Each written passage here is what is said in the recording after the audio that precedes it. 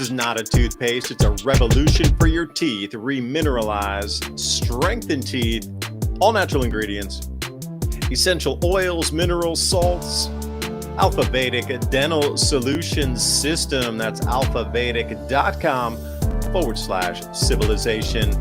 You know, we're always trying to bring you the best products here that we think will enhance your life, especially if supply chains break down further, or if there's some disruption in our lives here. It seems in the news more and more possible, but hey, who knows? Maybe it's a mind game. But what is not is keeping your dental health up. And not a lot of people are talking about this. We always see the storable foods.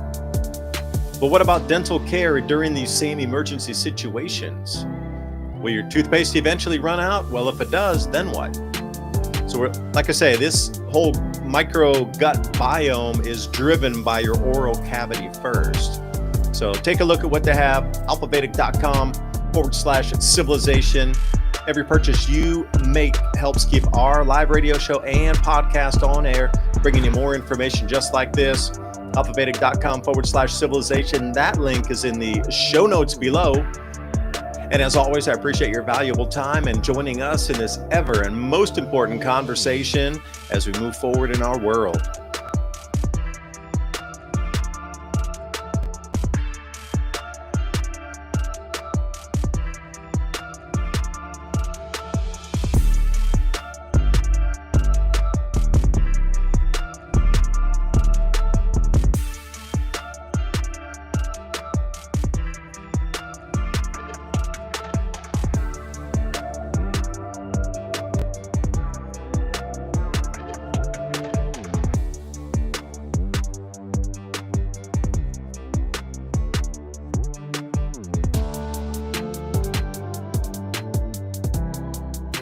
Hey everyone, are you ready to grow your own fresh, delicious vegetables, herbs, and flowers this season? If you're looking for the highest quality heirloom and organic seeds, I've got the perfect company for you, True Leaf Market. They've been a trusted seed company since 1974, offering 3,000 types of non-GMO varieties, everything from classic heirloom tomatoes and peppers to rare herbs, microgreens, sprouting seeds, and beautiful flowers. All those seeds are open pollinated, pure, and perfect for home gardeners or anyone wanting healthy, flavorful produce without chemicals. What I love the most is their huge selection, fast shipping guarantees, plus options for bulk if you're going big. If you're excited to start your garden this year with real, authentic heirloom and organic seeds, click the link in the description box below. Check out trueleafmarket.com. You won't regret it. Happy planting, and thank you for supporting the channel and this broadcast.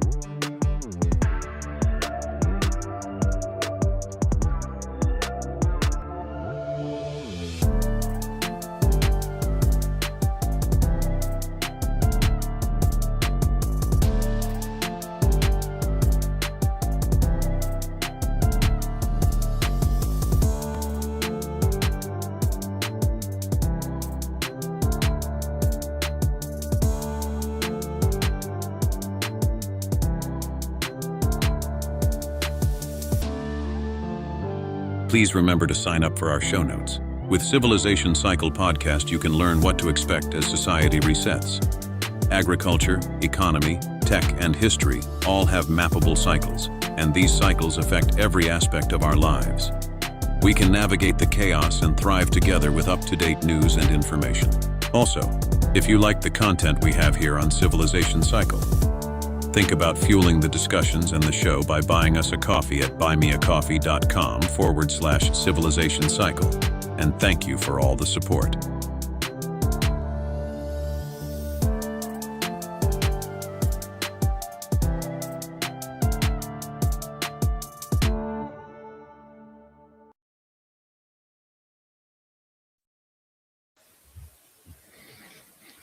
Good morning, good afternoon, good evening, wherever you are on this beautiful blue planet. Another week of time has spun by. What have you done this week? Can you take a tally on your week? What did you do? It's moving so fast. It's difficult to even remember what you did last week. Like during the week, do you have any highlights? What are some big things that you did? It seems that myself out here pruning the trees in preparation for springtime. I spent a whole afternoon outside just pruning, being out in the wind, in the environment itself, and I don't know, the wind was strange. It was a very like microwave-ish wind. Even though it was cool, it felt very ionic, and you'll know what I mean if you know that kind of wind. It's kind of energetic, like literally energy wind. Got something done there, but it seems that the news cycle has spun by, and I was totally on this news cycle fixed in on all the extreme weather that's going on across the planet.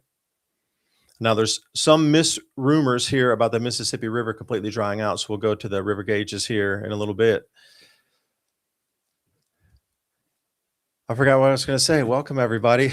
Ransom, take it over if I already forgot. Didn't have enough notes. What's happening? Yeah, speaking of that, it's going to be like 80 degrees here in February tomorrow. Nice Perfect. shorts weather. Go outside. But, I know traditionally we get slammed with the hardcore winter storm in March. Beware too. If you think you're going to get it, if you think you're going to get a jump on planting, just like you said, beware. You're going to get one more hit. So don't be in an itchy to get the seeds in the ground, right? Right. Yeah, don't do that. But this is a good time, like I said last week, to start cleaning up everything. Like you said, pruning, picking up debris, making sure there's no, parasite eggs out there hiding in the nooks and crannies that'll destroy your crops as soon as the weather gets warm again. Were you the one that was asking me about how to do the bricks like they did in China, where they were farming the spaces in between the bricks? We talked about that before, didn't we? Yeah, that was after the show last week. That's the style of farming I'm going to try to do this year to try to cut down on a lot of extra weeds and grasses and stuff. Are you able to pull some pictures up to show us that? I mean, I can look for one real quick. Yeah, because I'll explain it while he's looking here. We're just used to tilling the entire land, like everything, just all dirt, just all gets churned up. But in China, I'm sure there's other places that do it too, where the bricks came together in streets. So some of those bricks had broken for whatever reason, and the corners that had broken off left a gap there. Well, that was enough of a gap to plant seeds and grow vegetables out of that crack between where the four bricks came together. And once they realized that, then they started chipping the edges off of each brick on just one corner and then putting them together, and it always created that hole naturally. So then you plant in there, and then there's really very little weeding to do. You can direct target the water, and anything that runs off on that giant surface gets directed through the cracks down into your to garden. And if it's too much, it runs off because it's on the bricks. Now, there you go. Perfect. Now, which one were you going to do anyway? That's a perfect example right there. Because think about the amount of time that you spend doing weeding. I'm going to say a lot for me. Now, for there, you'd have to probably pre-inoculate the hole and put a bunch of compost and other types of, I don't know, carbon and different humuses. And I would use wood humus because we always got rotting wood in the forest. Something to pad that first so it's not going straight into like clay or something to plant into. So you probably, need to dig it down a fair few inches, like, a post hole digger, but something smaller so you can excavate some of that soil out and then put your nutrients in there, humuses, mosses, whatever it would be. Sphagnum. If you need more acidic oil or in soils, you could throw like pine needles down there to make it a little more acidic. Right. Well, I was just going to go with this is the design you were looking at here, right? Right. This is exactly what I'm going to do. I have a lot of extra bricks, rocks, all that stuff, partly because I'm in the desert, but I collect supplies too. So I have bricks from things that were tore down that I just kind of saved or snagged. But this looks like the perfect antidote to too much weeds and grass is what I have a problem with. So I basically have to do flood farming. Because I live in a very hot, dry environment. So things dry up by 9 o'clock in the morning. It's already dry. You got to go water, and then you got to keep it watered basically all day until the sun goes down, because it's so hot, it's just evaporating really, really fast. So I've been doing flood farming. It's done really well with, chilies, peppers, tomatoes, squash, all of that stuff. It loves being flooded, no problem. Even corn out here, you can do that too. And you still don't get that big of corn because it still sucks up so much water and dries up so fast that you literally almost have to keep a tap open for corn here. So I've been trying to plant the blends from the different communities that I've been talking to. So it's all Native American corn that I grow, but it's a mix match of several different. I mean, lots of different kinds. It's probably even been contaminated with sweet corn because I did grow that one year, and I think it cross pollinated, and I have all those seeds. So there's no telling which ones have sweet corn. But this is like the perfect, uh, you know, problem solver for me. So this gets rid of all the bugs for one thing, because you basically have to have shaded gardens here, because the soil reaches a temperature that just spawns all the eggs of all these bugs. So you get millions of bugs just pop out as soon as it gets warm, hot, and moist. And you add the water to it, so you get bugs. But this prevents all the surface area except for where the stalk of the plant that you're trying to grow comes out. So what I was going to do basically is, because we have so much runoff and flooding here, it's really hard to keep topsoil from one year to the next. So I basically buy new soil every year, which, kind of sucks. But if you get it in there situated like this, I have a feeling that will prevent a lot of the soil from running away when it floods, because you got all this flat surface of brick where the water will run over really fast, kind of like pavement, and hopefully, attach your plants down. Well, that's the theory that I have anyway. But this will just really work out here. I mean, this seems like some great, not only desert farming, but urban farming, where you got similar situations there, and you have all this material and cracks. So I was going to lay a whole big bed of new soil with plenty of nutrients deep, 6 to 12 inches underneath that, and then just pile these bricks on in a symmetric pattern, and then go along it in the cross sections and plant all of my greens that I always have a problem with the bugs, chewing it up before it even gets big enough to do anything, or it gets so hot that it bolts. And this will allow me to, micromanage each of the plants a lot easier, because it's like the only thing growing, because it's the only plants that are using up the space between the cracks if you do it right. Yeah, and I wonder if could be a cover crop for those bricks too, like the Jagulan tea vine. It's like a health tea, and Jagulan. You've heard of the tea, incredible cleanser. But I'm wondering, because, if you could row crop other things, like say in a fruit orchard like we have, we tried to put down different types of perennial peanuts, flowers, this sort of thing. And it did grow to an extent, but it got knocked out on the sunlight. So if you had that there and you had a ground cover crop going down through the bricks, that would cool what you're talking about, the heat on top of that surface that really burns a lot of stuff. If you cool all that down, then you're working with a cooler base layer, and then that vine needs the uptake of the water too. Yeah, and it's really Row weird. crop in the bricks, dude. I have Awesome. I tried these little kid pools last year because we had so much flooding that it would drown out everything. Like in half of it will wash away. So I started in these kiddie pools that you get from like the dollar store for $5, and it just held too much water last year, so it smothered everything.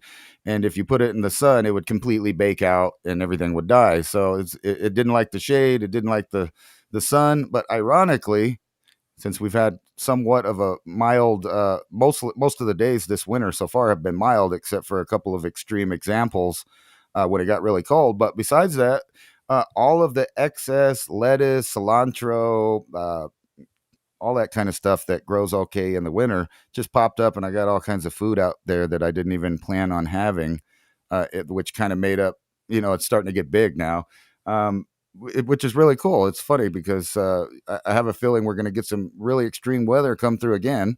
I know there's been a lot for the rest of the country, but right down here in our little bubble in the Southwest on this side of the Rockies, we always get a break from too much. Yeah, and the heat is coming as well. Yep. This is Jagulan tea. It's a super crazy health tea. If you think there's like green tea is good, this is like, Right.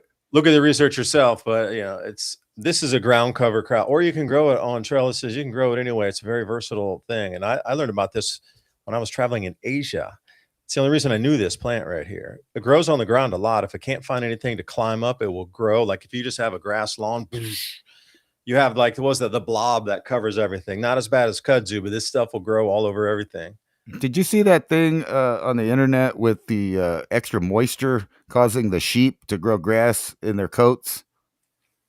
That's hard to believe, but I know that sometimes Chia. if there's too much rain, it'll sprout on the heads of the wheat. But I never heard moss growing on a goat because there's too much moisture on the sheep. So that's No, it was just straight grass. They had so many grass seeds in their wool chia that it pet. sprouted. Yeah, that's Chia. what I posted that on X, and I put that exact thing, chia, because it was just like, Everybody remembers that. But with all seriousness, with that chia idea, You don't know chia pets. Who doesn't know chia you pets? can spray edible food, kind of like that, and stick it on a board and spray it, and you can kind of get a chia pet type thing with edible food growing. What was the first one you remember? Like the chia pet? I don't remember it looking like that. These monstrosities. What the I hell? think that was it right there. But hey, was it really? There's an The elf original one, one, right? right? Might have to That's a give me that one. dog, I don't remember it. Are we having one of those moments where history we both remember is different than from what we grew up? Because I don't remember being like that. It was something. I thought that's the sheep. Is that the dog? Yeah, I remember a sheep. That's what I Yeah, remember. right. That's Me what I thought too. See, now we're thinking because this is a dog head. I want to see the original chia pet. I bet you have to put original in here. I am Groot. Original chia pet, new upgraded. What? Give me your upgraded chia pet. I want the. Well, you can nice. Is that Willie? Yeah, that's it. That's all we get. That's the Willie pet. Nelson, man. You could just grow his hair. Willie Nelson pet.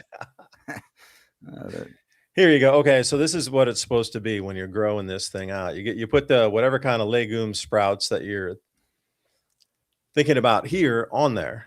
Right. And you see how it has those little grooves that catches all that. So how many chia pets have you raised, Ransom?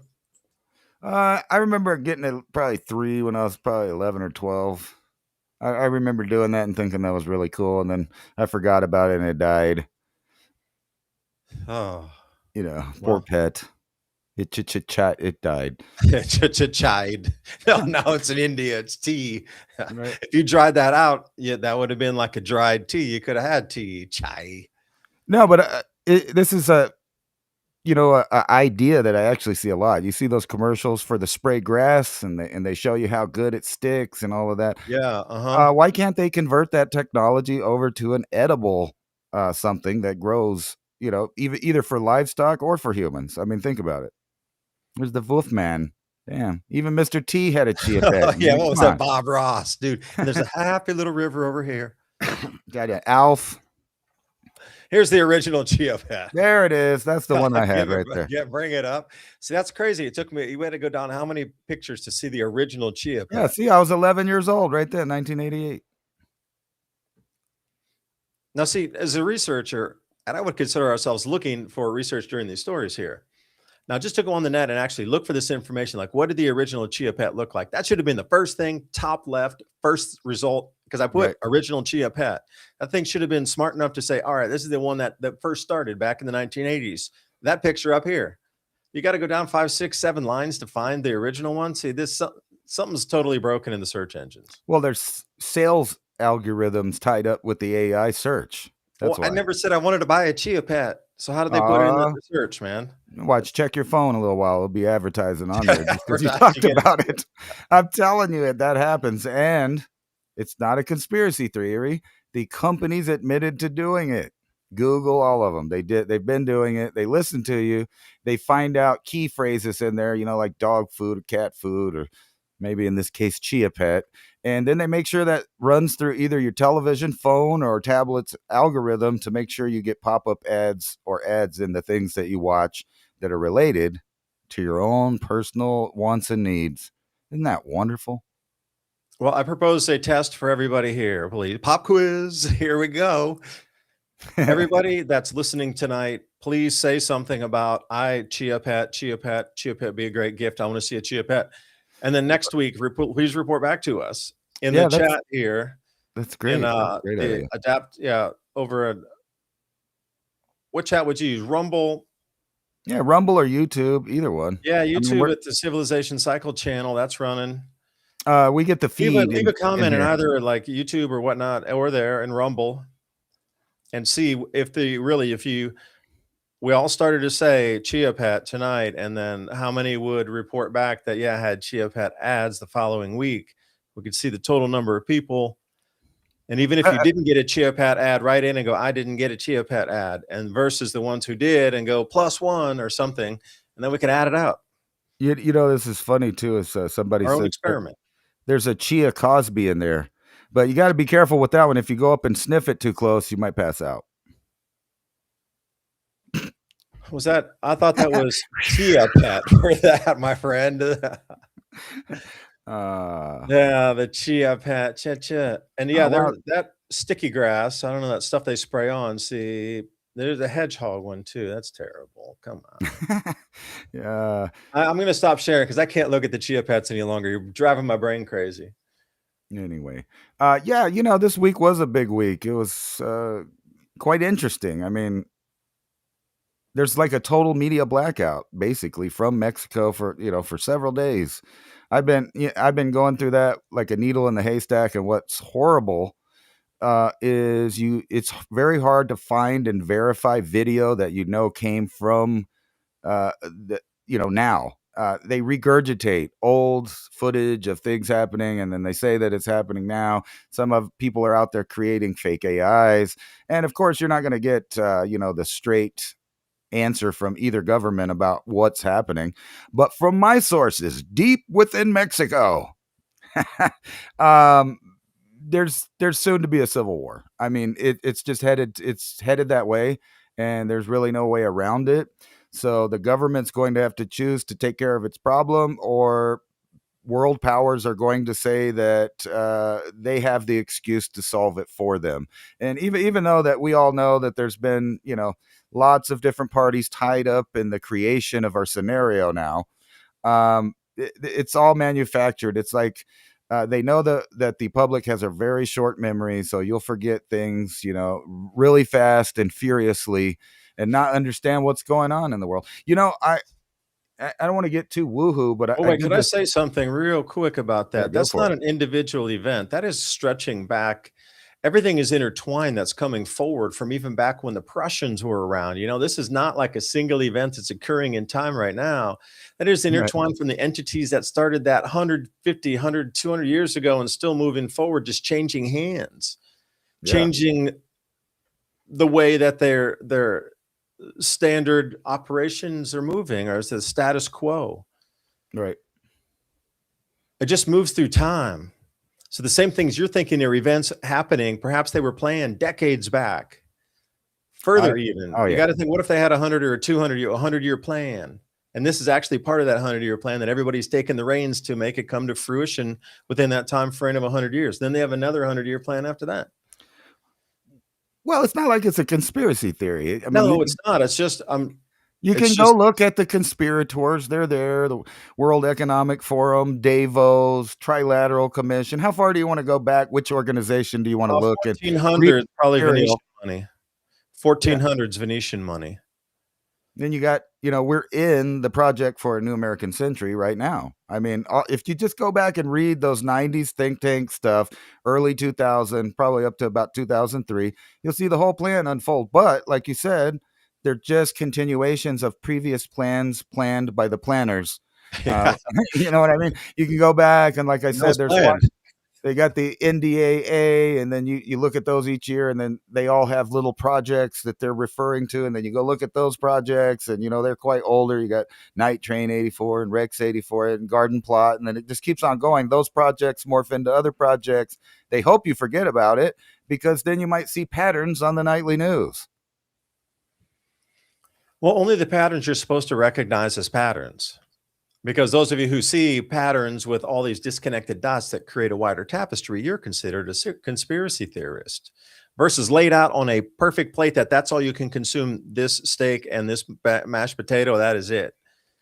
They're giving it to you on a platter, but everything else that you really look around for the news in itself. And again, why? I saw if I might, Ransom, there is an article that said they found a proto language that was approximately 40,000 years ago.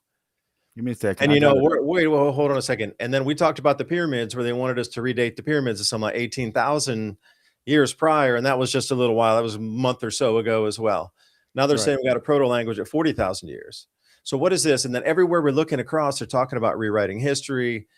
Take a look. Oh, things are way further back. So I don't know what the reasoning that is as well. Like, why are they suddenly saying, you know what, there were civilizations far back in the past. Those last 8,000 years we were telling you about, that's only like a fraction of it.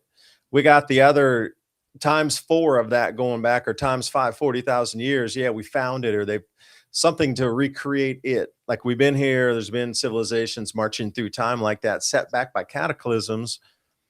And then suddenly there's a breakthrough right there. That's exactly the one. You must have been, yeah. Yeah, I already had it I make open. it small. Yeah, that's the thing. Well, this was basically known already. But why now is the question. Why do they keep throwing all these big, very complex, hey, this goes way back, symbols, proto-languages, way hella back to 40,000 years. And then the pyramids too, way back. We got the dates for the construction of the pyramids wrong. Like, really? That was the bedrock of all geology and all archaeology, was where were the stones mined? How did they get them there? What kind, Well, I was talking about that with some people all the other wrong. day, about, how all of these Neolithic sites, they don't seem to have writing associated with them. However, that's because we've always been assuming that the writing will be in some kind of form that we recognize. Now, here in the Southwest, there is a long history of rebellions against not only the Mayans, the Aztec, and later the Spanish, from the Four Corners Indians, because they had a type of not really written language, but what equates to a written language in not only the form of petroglyphs, where anybody could walk by and see it, but they also had a secret language with leather strips where they would tie knots on it and spread those out amongst them people. And then people would know that, if they untied a knot every day, that certain events would happen on a specific knot. And that's how they actually outsmarted the Spanish and kicked them out of this area of New Mexico at least 4 different times, and totally made them leave. Later, the U.S. government was the next faction to come along. A lot of people say it was Mexico, but people forget that the whole purchase that got us the Southwest happened only 27 years after Mexico was a country. So you could have been born in New Mexico, been a Spanish citizen, grew to the age of 30, and you'd have been a U.S. citizen. And in that time, you'd have been Mexican for 27 years, but then you're an American. So somebody 30 years old could have lived in the same spot, not moved, and became, a citizen of 3 different empires, basically. And I wonder what kind of passport stack they would have traveling around. Right. Well, they didn't care about the that airport. back You got then. 3 passports, bro. But my Stop you, point man. is that there was other forms of equal language that not necessarily is written. Like right here, you could put meaning on the amount of notches that gives meaning to an idea or word. Like, we have no idea what this says, but the people that were using it and doing things with it, they knew what it meant. So it may be that the only reason that we thought that we invented writing is because we have the most basic remedial type of communication that came along last, which if you look at this, it's not a stretch to realize why cuneiform was such a good language too, because, you just get a stick with a certain shape on it and you keep putting different patterns of that shape into the clay, bake those, and you have books right away. And everybody thought, hey, this is so weird. The Sumerians just show up. They got schools. They have beer. They have domestication. They have laws. They have writing. They have property rights and all kinds of stuff. And it just showed up. Well, of course it didn't show up. That's a later civilization. And each one of these civilizations recuperating from some type of cataclysm would only have a little bit of portion of things that went to the next level. And then, of course, groups of people would accumulate that knowledge and keep it secret from the other people, because knowledge is power. And it wasn't till around the time of King Hammurabi that the idea to make the public also know what the laws and secret things were even came back around in human civilization, as far as we know. Could you zoom in on that crack for me right there between where the different striations or cut marks and nicks, whatever you like to call that? Because I was listening while I was working on my garage. I framed in a wall. So I went out on the farm here from zero woodworking to framing a wall by myself. Well, I mean, I had, people come over and hold a piece of wood or whatever, but did it all myself. And it looks pretty good. Measurements are very, very tight. But while I was doing that, I was listening to this podcast. It was about maybe 40 minutes long, about the way they used to do debt before was without paper. It was on sticks like this. And then the debtor they would actually break the stick, because no two sticks are the same and they have to connect. And it's very much like your fingerprint. There's no two that are the same. The stick, they put the number of notches, what type of wood. I mean, it would be super difficult to fake that. And then what they do is they break the wood and each person gets it. So the person who gets the longest part of the stick, that's where our word stock comes from, like stock market sticks, because Right. they're the ones who were lending out something that owned assets. The person who got the short end of the stick, which we have that colloquialism today, short end of the stick, that's the debtor. So they're Right. always going to be paying back. So they have the short end of the stick. And when those two come together, you have the choice to keep them for record to show that debts were paid, or you have a chance to burn them like they did. And they burned so many at the same time. I forget which building in one of the Parliament buildings, but it was in England. And they burned so many in one day, and something happened with the chimney with the copper inside, whatever, and it melted and it caught the whole building, and all the records burned. Yeah. Conveniently, after every money stick in England had been collected into the same place. There were no more money sticks out in the wild. Yeah. They burned the contracts. Yeah, all of them. Yeah, at the same time, but it created such a ferocious fire, and they kept pushing them, burn more, that the chimney couldn't hold that type of heat for such a long period of time, and it caught the actual building on fire because it went up through the flue. And because the building burnt down, that's where all the records were kept of these sticks that were all in the warehouse. That burned down too, because they were burning so many of those to get rid of the entire supply of the sticks across the country. You see this zodiac right up in the right corner of this picture? I do. Yeah. 40,000 years. Or, I mean, I don't know. Is that object? Is that what they're saying? Is that long, or what are the other ones? But either way, if it's super old, that's a symbol that you find everywhere still today. Yeah, I think I had one like that too. If I could find it, maybe here.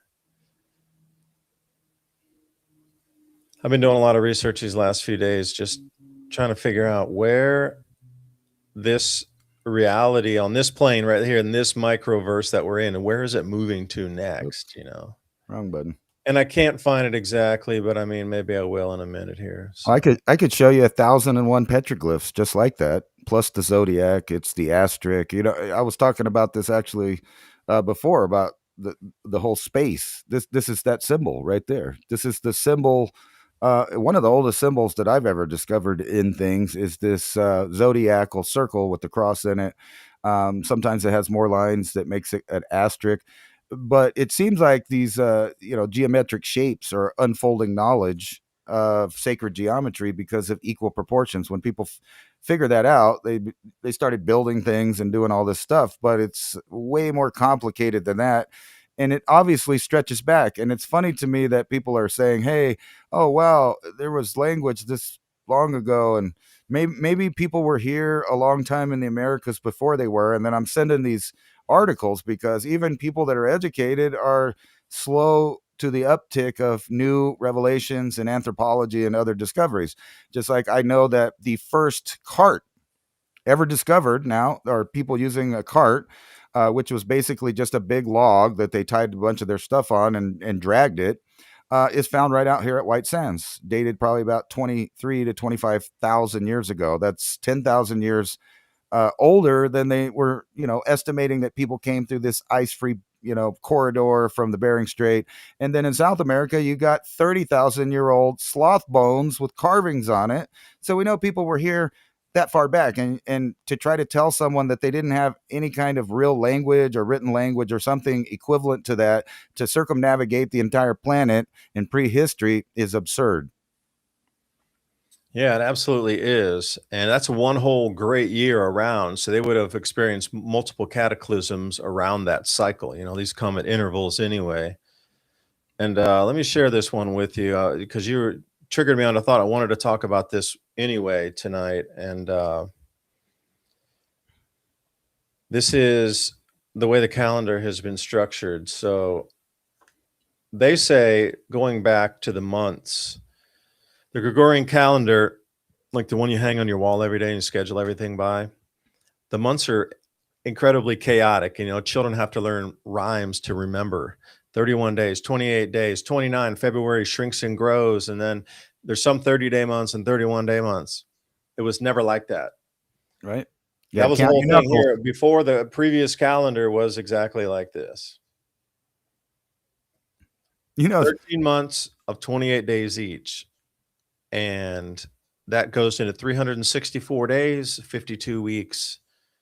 Perfect 7-day cycles like the human. Why do you think, if you look in the Bible, it tells you rest on Sunday.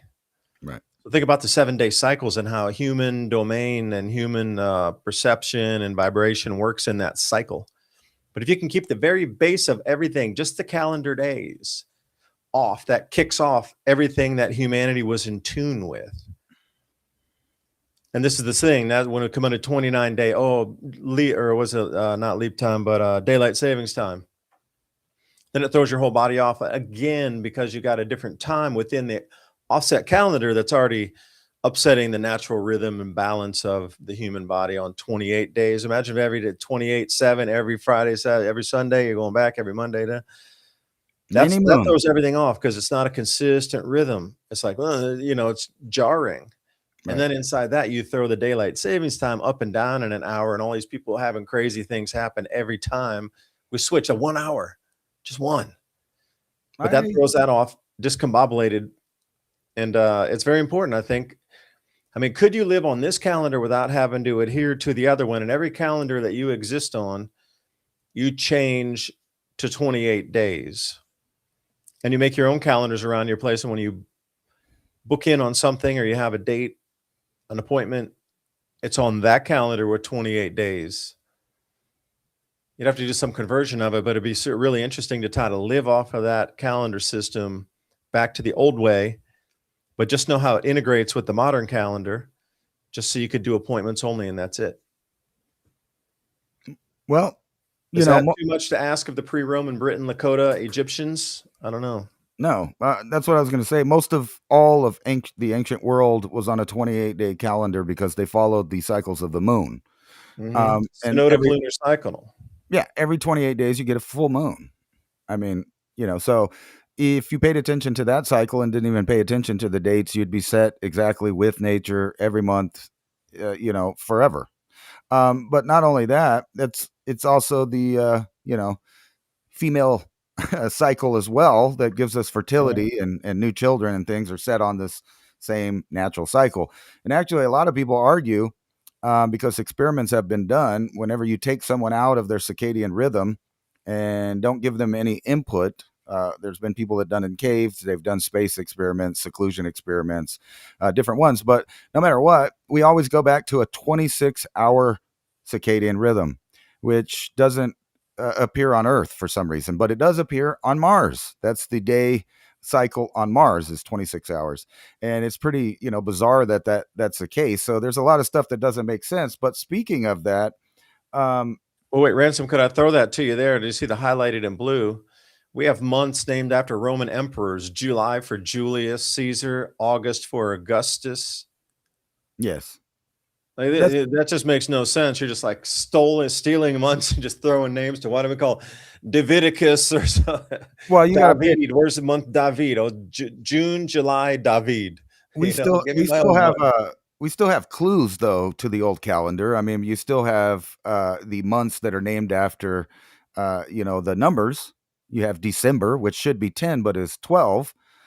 You got October, that's 9. Or 8, excuse me. But 8. We don't have it on that. So they messed up the whole calendar. I mean, you can just see from the months that are still named after the numbers that they're in the wrong position. And it's weird that if you really get into this stuff, you start unwrapping and unraveling all of the sayings that are in your languages and different languages. Just think about this. So Set had 12 steps to get across the sky. And it literally is where we get stuff like the 12-step program. It's the 12 steps of Set, a higher power. You look at the horizon because Horus is rising. It's a sunset because of Set setting. You know what I mean? So they hide all of this stuff in there. Even Passover, the name of Passover holiday is literally what it is, what it sounds like. The sun is passing over directly overhead in the northern hemisphere. These were all things that they had to keep track of for farming purposes, and they had other events. But this seems to go back all the way back, at least past Stonehenge, where they were on a 28-day cycle. And Yeah, even the there, 56 pits there, 28 station lunar calendar on 56 pits, 2 rotations. right. And then, go back to the language thing. We're talking about these people in the Yeah, Americas, that's a uh, pretty cool photo there, that language photo. and they have those symbols that we recognize, like the zodiac, and it's Yeah. on there before 26,000 years. So we know that they were already aware of the precession of the equinox that far back, because what is that? It's also the Yuga cycle, right? It's that same uh, cross and like an iron cross, and you got your catastrophes every so often on it. They were all aware of this, and this, you can kind of time things in history and when people split based on the technology they had. So we know a lot of the people, including Europeans, Native Americans, and a good portion of Asians, came from this area around Mongolia. That's now, actually, it's more like southern Russia next to Mongolia, but everybody's DNA tracks back to that area. And that's the same area that people rode out of with horses and carts. And you can tell in one direction they brought the wheel. And then you go into the other direction of Native Americans. They definitely left before the bow was invented, because they showed up with the bow. They showed up with the, other technologies, but they didn't have the wheel and they weren't riding the horse, despite having access to horses whenever they crossed through Siberia. And it's weird, and this is what throws everybody for a loop, because you're looking at these sophisticated civilizations in the Americas specifically that are building things and complex mathematics, an extraordinary, idea and understanding of the cosmos above them. And then here comes the Aztec bearing giant Clovis weapons with addles from the early Stone Age. Where did they come from? How did they show up with this old technology? It's just bizarre. And you look around the world and you see the same thing, but what you also see is a form of written language in the form of iconography that you find everywhere with every civilization all over. And matter of fact, a couple of weeks ago, I brought that up about the Step Pyramid. I contacted the guy that wrote the article. I gave him some photos and showed him that that's a common theme in the Southwest, and he wrote a new article. So now I'm the citizen journalist. I appreciate the credit there, buddy. Mark it down, Wikipedia. You got it. So here's your time dates talking about the Yuga cycles. So if we go and, when you're talking about quartering that out, if you're talking about an entire cycle occurring twice, then this will kind of be right at that 15,000 year mark. Right. So go around one whole entire circle. So 11,500 BC, or 11,500 plus 2,000 is where we sit, and complete the rest of the circle. Maybe go back to 500 AD. So that'd be 12,000. Yeah, 24,000 is what they have on the full circle on this one. Right. Because I don't see 11,500 11,500 minus plus 213, and then you got to subtract the 500 out. Yeah. Yeah, it's just it's amazing. 24,000. Final answer. Is that right? Going around twice, all the way from the bottom back up to the top again on the left side.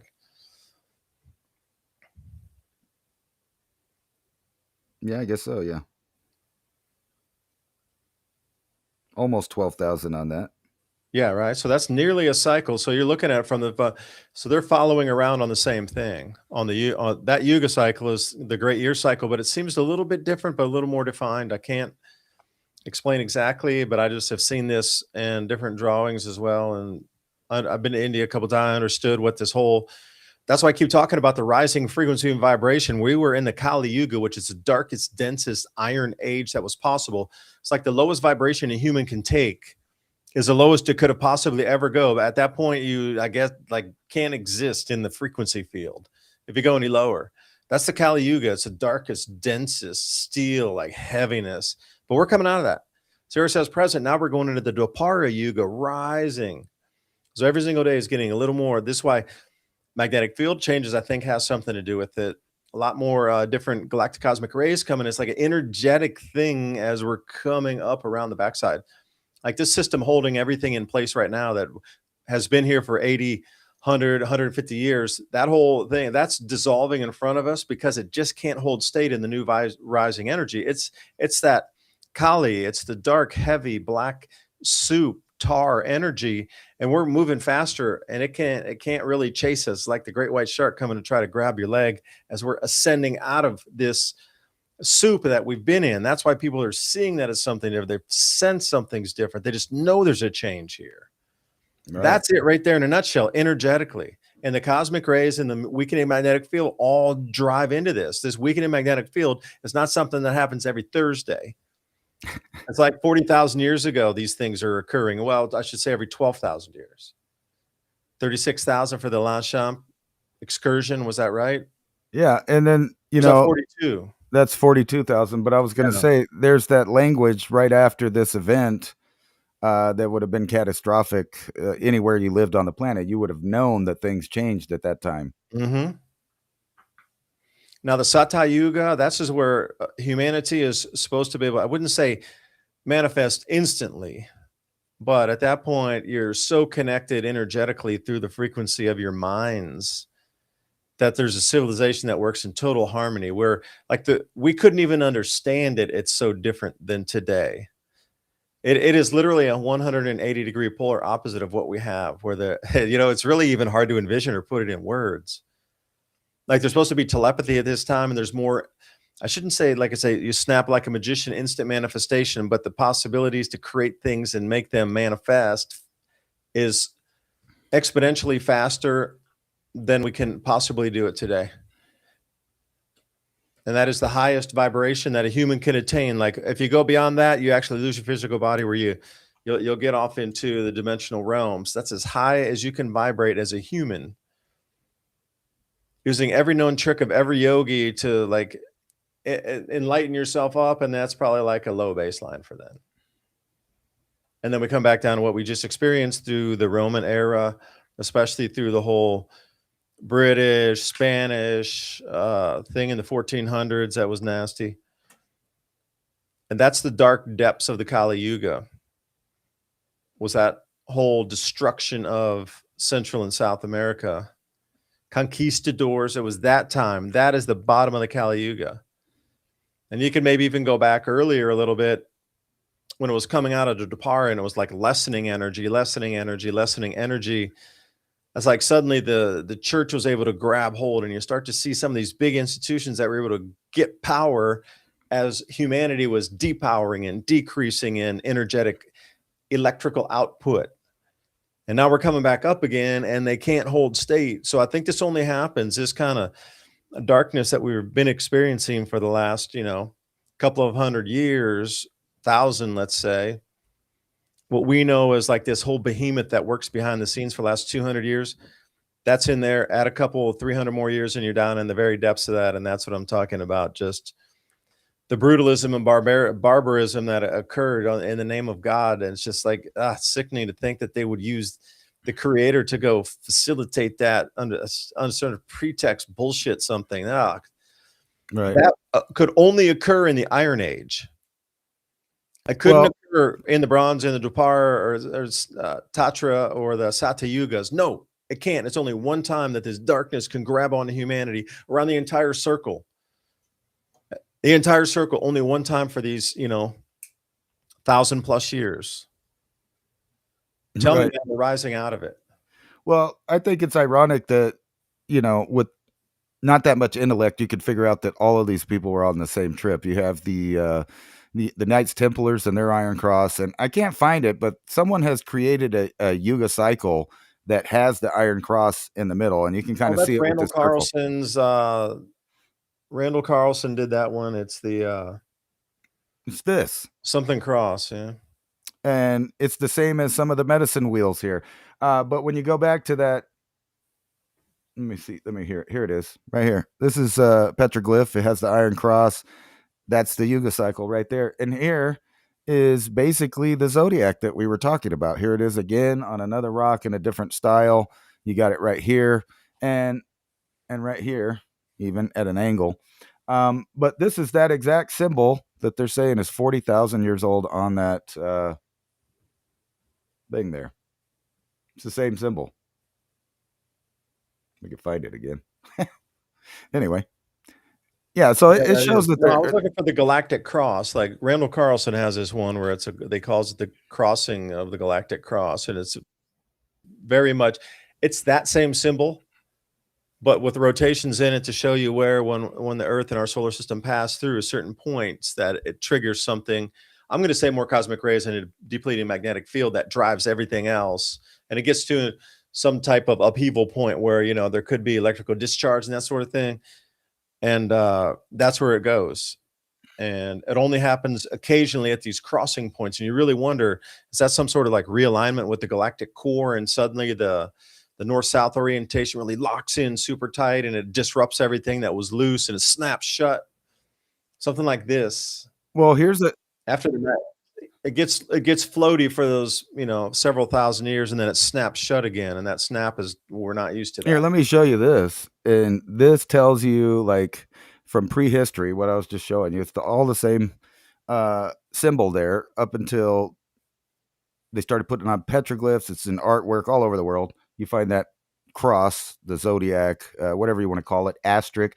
And here's this cool thing: as I was on Google right here, looking for some property, because back in 2014 I was a multimillionaire, and I was looking for property.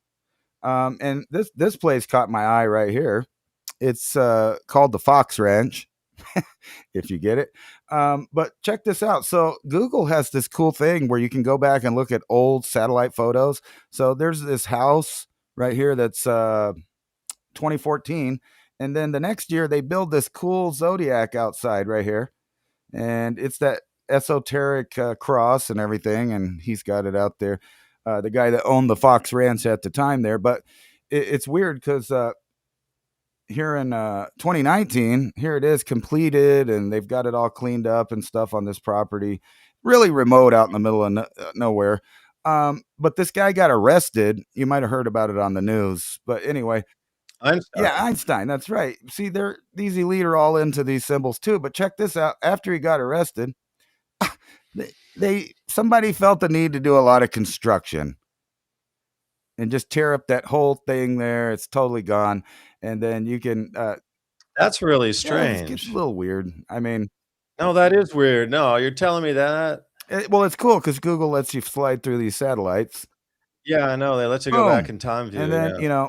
well, they're just now getting around to going to look to that place to find stuff. So I just thought that was interesting. I only brought They were able to get away with that? Like, go bulldoze an entire area completely flat to the ground? They were able to get away with that? How is that even well, not possible? only did they do that, You can't tell me that's real. That's gotta be a doctored photo, man. No, that's impossible they could do that. Literally, in my mind, of such a high profile case that they could get in there and bulldoze that flat. yeah. Oh, that's And crazy. what's funny is because Look what they took out of it. Look where the circle was originally before they built that.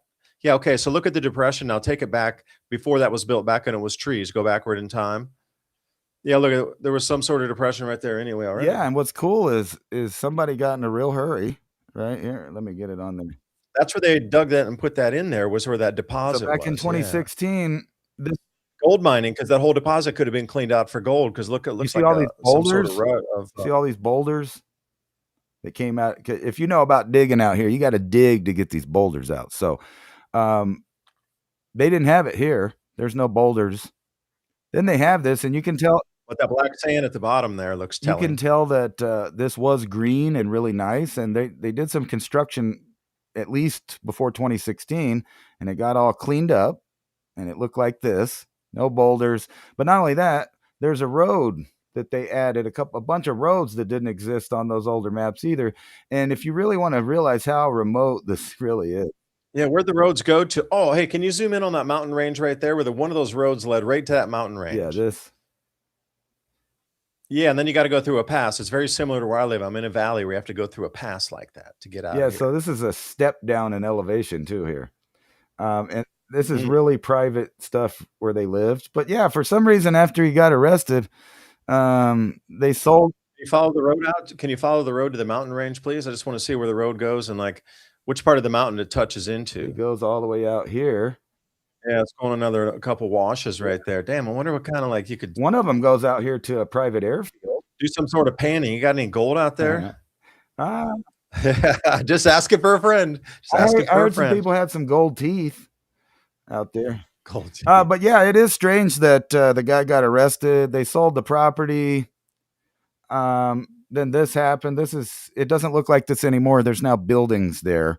So How far can you go back in time on that before, like, notice where the building is now, we know what that is, but keep going back. I wonder why they chose that site. Like, what was naturally there? Was it a here's spring? back in Was it some sort of something, rocks or something that was there that they got, "Oh, I gotta build on top of here's here." back in Like, how far does that go back in time? 2005, 1997. Ironically, It's still hey, there. check it out. You see this big circle right here? There was there.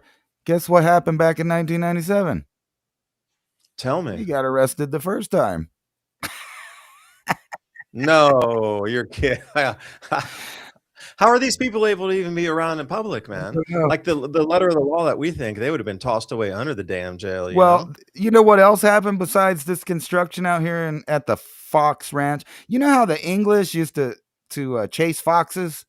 They'd set up Yeah. ranches. So, like, if you have a ranch that's named the Fox Ranch, and you got all kinds of weird esoteric stuff, I don't know. So probably some weird hunting going on out there.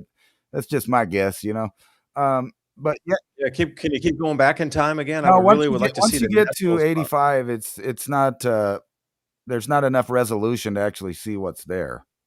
So it wasn't until Okay, 'cause I'm wondering what 1997. natural feature they've chose a natural feature. It could have been some sort of portal out of there. It could have been some sort of ley line crossing, sometime from you could see more plants growing along the ley lines there because they're more energetic, or some sort of subsurface like soil, or maybe just cracking from an earthquake and there's more water in that small crack area where more trees will grow. Something energetic there that I'm wondering why they put their structure right there when they're so into Well, if energy and so into Oh, ceremony you're and right. so They were really into energy because supposedly this was where everybody met up from Los Alamos Labs to have their private parties right here and talk about the future of, AI, genetic, sciences, and all kinds of stuff out here. Particle weapons, all of the same guys you might know of in the scientific world. They visited out here. Even governors, like Bill Richardson, and even the one that's running for governor in our state now used to hang out over here. But just forget about that. That's all weird. But what I was going to bring up is if you go in the future here, go back towards the future here to about 2019 before it's messed up.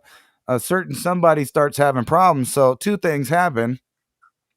This property gets destroyed, and a lot of construction work, but also out there, in the Caribbean, I'll say, uh, there was, what was it, 70 55-gallon drums of sulfuric acid delivered there, for their water salinization and cleaning the pool and whatever needs you have there. St. Croix best, man. Of course they'd be using that. But look at that. Why I'm wondering what's under that, because that looks like a structure that's just buried for me. Like, you can clearly see Yeah, the I don't think there's nothing under foundational it now. outlines of that. So there's something under that. It looks flat. It's huge, huge, huge under there. Like, compared to the size of the house, that square area looks like a building disguised as a garden on top of it. But look at the size of it. It's at least the size of that house. Right. And it's underground. And you notice it's downhill. So they could have just carved out that hill and built that thing. And they didn't have to excavate the entire, straight down. They could have just chopped off part of a Here's hillside. 3D view of it. Here, let's go back up to modern times here, though. Yeah. Can you spin around 360? I'm curious on the view on And this weirdly, one. Going down in those gullies wanna looks see kind of interesting. Got your rattlesnakes this is there. really cool too. Look at the square where that's at, right? And I'm going to scroll through the years here. And for some reason, the imagery on that spot doesn't really change with every map. You see? Yeah, because it's a building that's underground. No, I mean, like if I go to 2016, all the surrounding imagery changes, but not that square. And then again, 2017 doesn't change. See? Then all of a sudden it changes. Boom. 2019, it's there. And then it says this is 2020, and then 2023. It's just gone. And you're right. It's crazy how they bulldoze that. That's like There's a building under there. It really looks like it's a foundation. It's just covered with topsoil, enough to like do a garden without collapsing in. You'd have to have extra reinforcement under the roof to put that much soil weight on it, along with it being wet so the plants could grow. And you can see this whole compound. It looks like concrete. It's on the top. So you see what I mean? It's on a hill, on the very plateau of a hill. And I don't know. What if there's mines under the house where it went under there? Because that's the mining area, is it Oh, not? yeah, they mine all kinds of stuff here. But what it's more known for is being mostly mines, like shafts, like going mostly down. military land out here. It looks like an old sea coastline right there. If you can zoom back in, please, just a little bit. Yeah, right, stop there. Talking about this weird wall here that's natural. Yeah, well, if you go south a little bit, right there, it looks like a coastline. Right there, you're at a coast. You're at little bays. It looked like that was full of water at some point, and I wonder what the depth of the lake would have been. Well, this is a giant lava flow here too. See, here's a old school volcano over here. Yeah, some Sasquatch living up in there for sure. Yeah, and this is really just north of me. See, I live right. Oh, that's really remote, and that's a lot of land over there. Damn. Yeah. You could have a couple bipedals up in there for sure. Anyway, we should move on. Did you know that the government is trying to put rules on three-dimensional? Got a lot of talk about the forbidden species. The forbidden species, yeah. Yeah, they don't want us 3D printing stuff, man. They don't. We're going to talk about that when we come back from the break. Thank you for staying with us. We're just kind of trying to have some fun tonight, running through a little bit of news. Nothing very important symbol there. Too serious, but you can see how ancient history and modern history are blending together. Obviously, something's changing. We got these energetic feelings of everybody changing. The weather's changing. Prices are changing. Our world's changing. Everything's changing, and people are feeling it. It's just at that point right now. So, I mean, you might look at these individual points and go, "Oh, those are totally connected. That makes sense." Like they are. So we're trying to roll all these disconnected dots into a format to see if you can also see the same connection we're seeing. So welcome back after the break for the second hour right here, Civilization Cycle podcast. We're back in 2 and 2, and thanks for your patronage. We approve of all these products. Hey everyone, are you ready to grow your own fresh, delicious vegetables, herbs, and flowers this season? If you're looking for the highest quality heirloom and organic seeds, I've got the perfect company for you, True Leaf Market. They've been a trusted seed company since 1974, offering 3,000 types of non-GMO varieties, everything from classic heirloom tomatoes and peppers to rare herbs, microgreens, sprouting seeds, and beautiful flowers.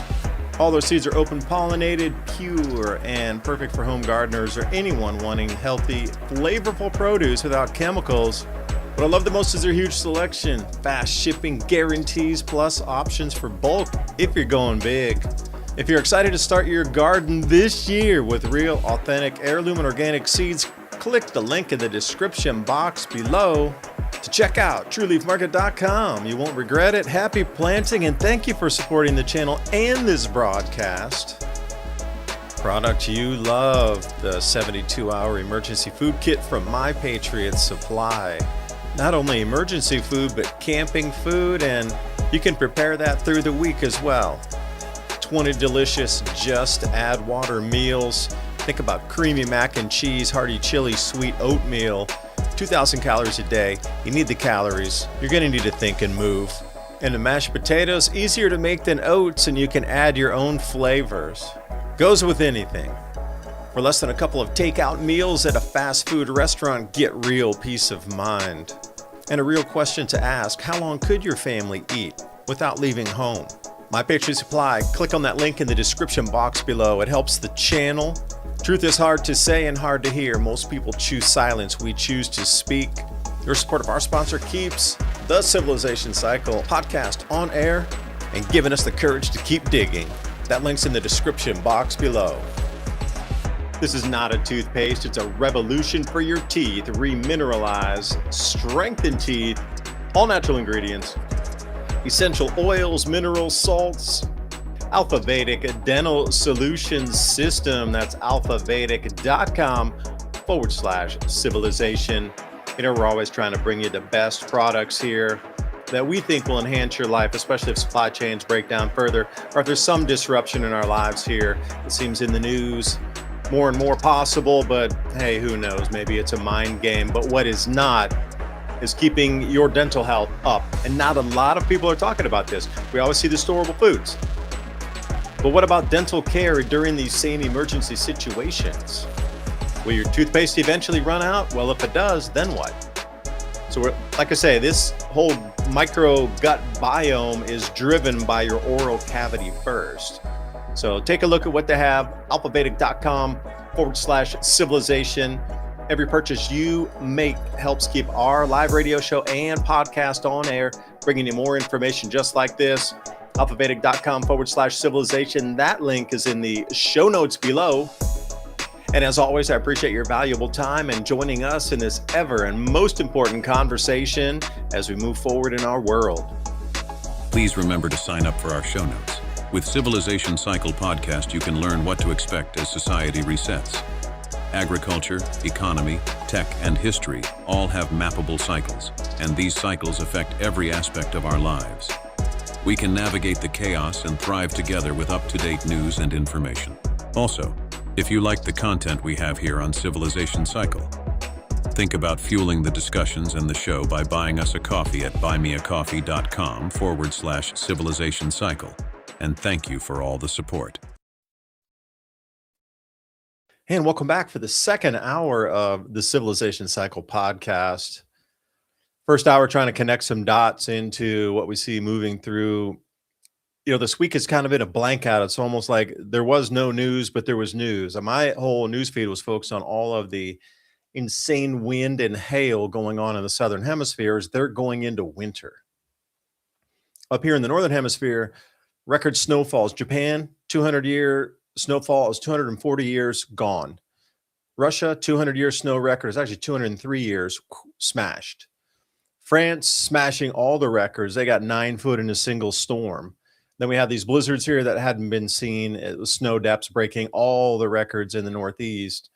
So what we're seeing is snow right now is going to transition into hail and wind in the wintertime. So think about how much snow there is, like way above normal. So think about that in the skies too, different wind patterns, stronger velocity winds to keep, with those updrafts going to form that hail. So think about, instead of a snowstorm, think about these hailstorms. Size is going to get bigger. The amount of like pebbles is going to get bigger that are landing on the ground. It's going to be much more intense.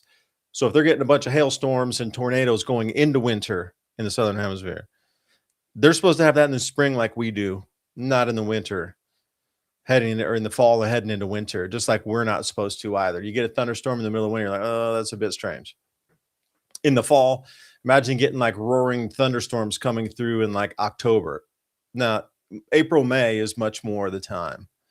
So it's happening everywhere. And let's jump over to buymeacoffee.com/civilization cycle.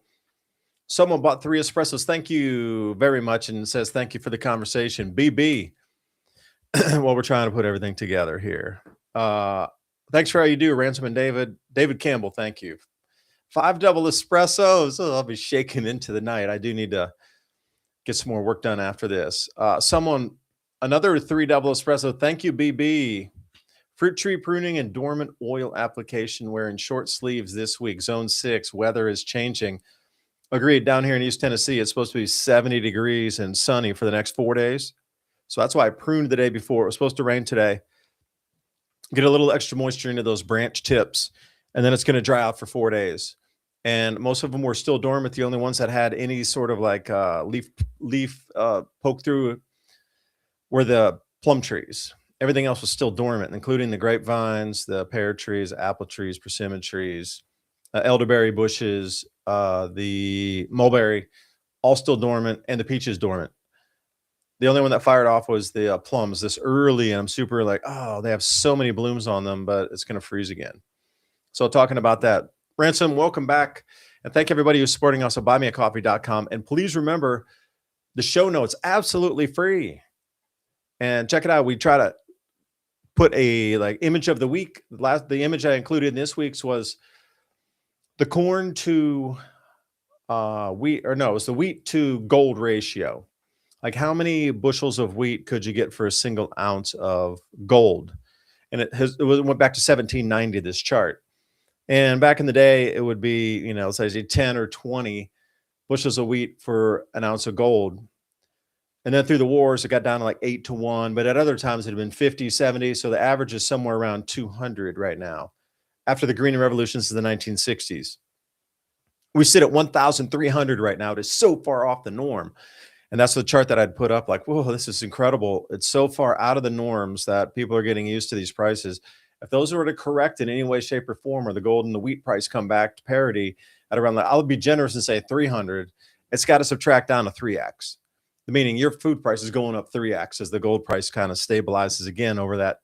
We're talking about from 1790. So that was the chart that I put in there into the show notes for tonight, as well as some thoughts about money moving forward. We talked about Canton Network last week, and I got a new one for you here. Midnight, the second rail of the new settlement and clearance layer for institutions. And also, when we're doing this, we're going to do some iconography.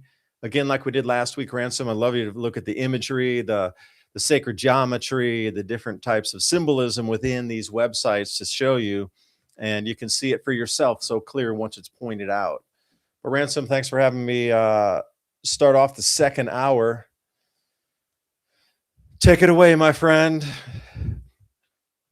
Looks like those prices are going up there. You know, I watched that State of the Union address, and man, that was fancy. It just too bad it probably wasn't totally legit.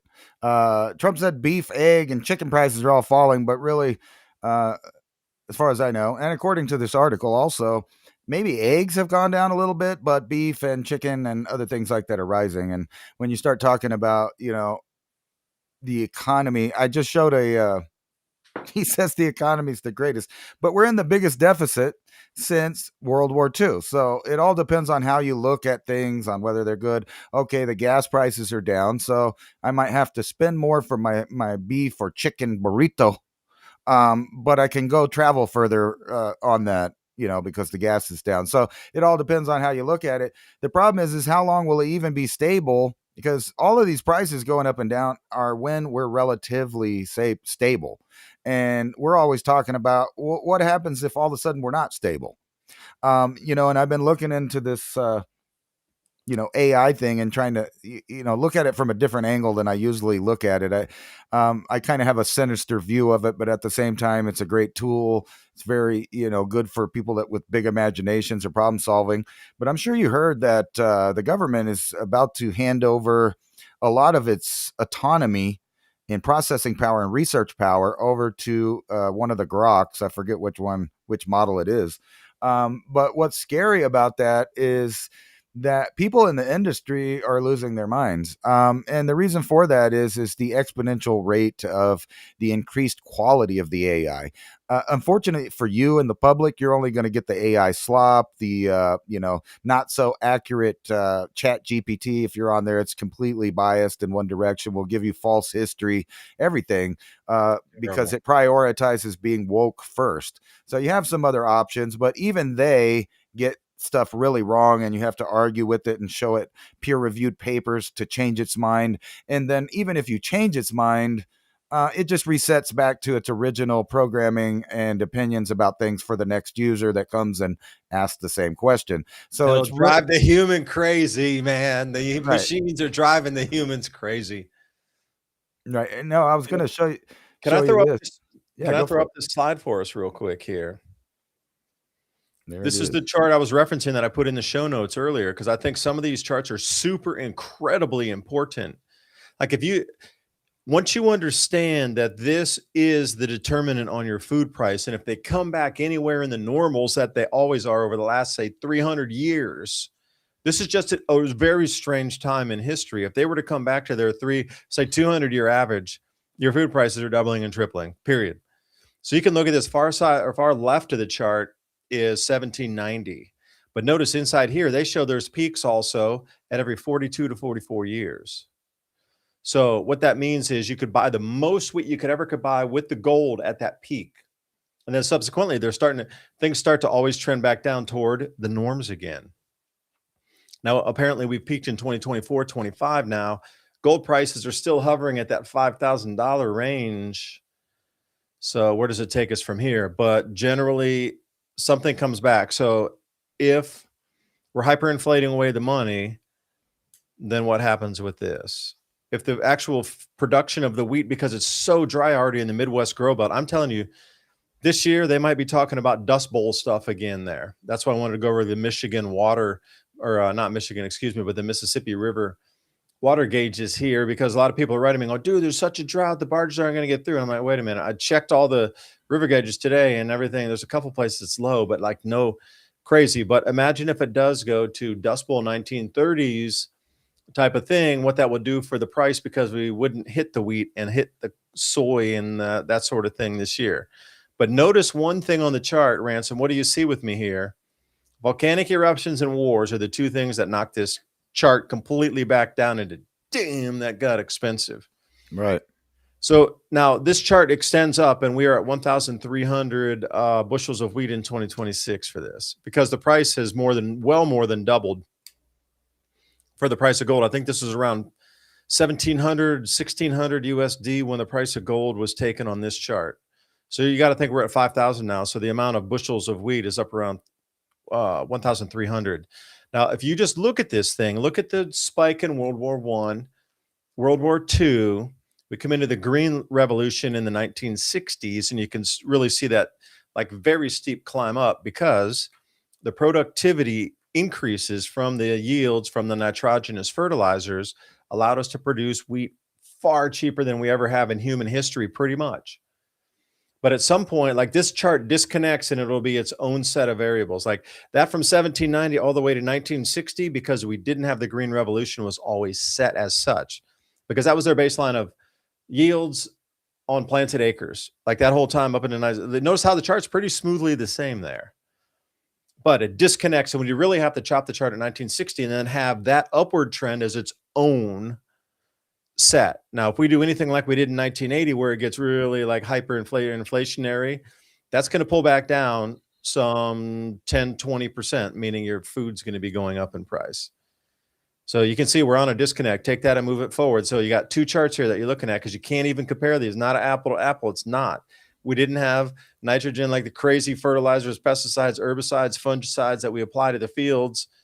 We didn't have that back in 1938 and 1895. We didn't have that. They just plowed, and what they got with the rudimentary machines and animals and all these things they were using at that time cannot even remotely be compared to even what one tractor can do from today, let alone using all the inputs to try to improve yields. That's not even compared. So what happens if it drops back down like at 1980? Ransom, what do you think? Give me the low point from 1980 down to where the middle of the moon is there, probably like 1990. What's the drop percentage, do you think, of the amount of wheat? Okay, yeah, 1995, no, the year 2000. 1980 to the year 2000, what do you think the percentage drop was there, or the number of bushels? For me, it kind of looks around maybe like 170 bushels or something, and it looks like it drops down to around 100 there, something like that. I believe that is about at the six. Let me see. And move my mouse. Yeah, it's right above where it says 63 right there for the 90s. But if you go a little bit past that, you can see 2001 dip.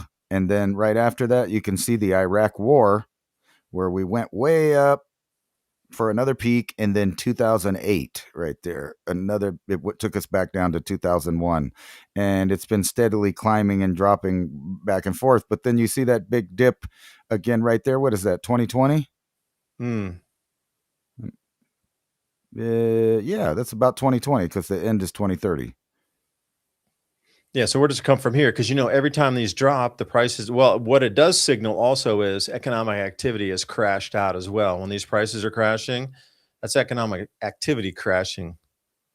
So the gold starts to pull its value back in when economic activity crashes, because there's no liquidity out there.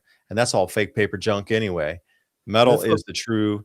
Yeah, it's all fake paper junk. Are you serious? Against like real gold that's been used for 7,000 years compared to something that is fictitious and on a computer screen? Really? I mean, it baffles me that people would think they're different, really.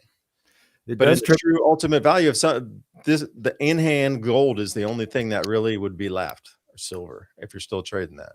Right. Yeah, that really trips me out. I got a couple more for you here, but that is what I'm talking about. Are people ready for that reduction and back to The productivity, and what food comes smashing down, and your food price doubles just because of this. But it wouldn't be just because of wheat. That's the whole scary thing. Is this chart pegs pretty much across like the soybeans and the corn as well. So if you're looking at that and you're saying, well, all the grains do pretty much the same thing compared to wheat on the bushels over time, over going back 300 years. Now, if you're in Europe, you can get barley, that sort of thing, metrics that we can't get here. So Yeah, take it for what they want to put us right below that 200 ppm right there. That's the number that they want. And if you just compare the crop right there at 100 and then 200 and then over there at 400 where we're at today, and then imagine what it was like in some of the real periods of warmth on Earth that had a bunch of CO2, like, I don't know, the 800 parts per Cretaceous million, and things yeah. like that. We talk a lot. But look how much more abundant the vegetation was. So anybody who had a garden would barely just like throw a seed and it would grow. Right. Especially at 800. And that's, yeah, that's 800. But the thing about greenhouses is they push it to 1200 for strawberries. So just anybody with an FYI that I love CO2. I love CO2. They're, yeah, I know, right? They're in a commercial greenhouse where they're growing strawberries. And this is specific to that plant species, strawberries. They jack in 1200 parts per million to make the strawberries bloom and have larger fruit and grow faster.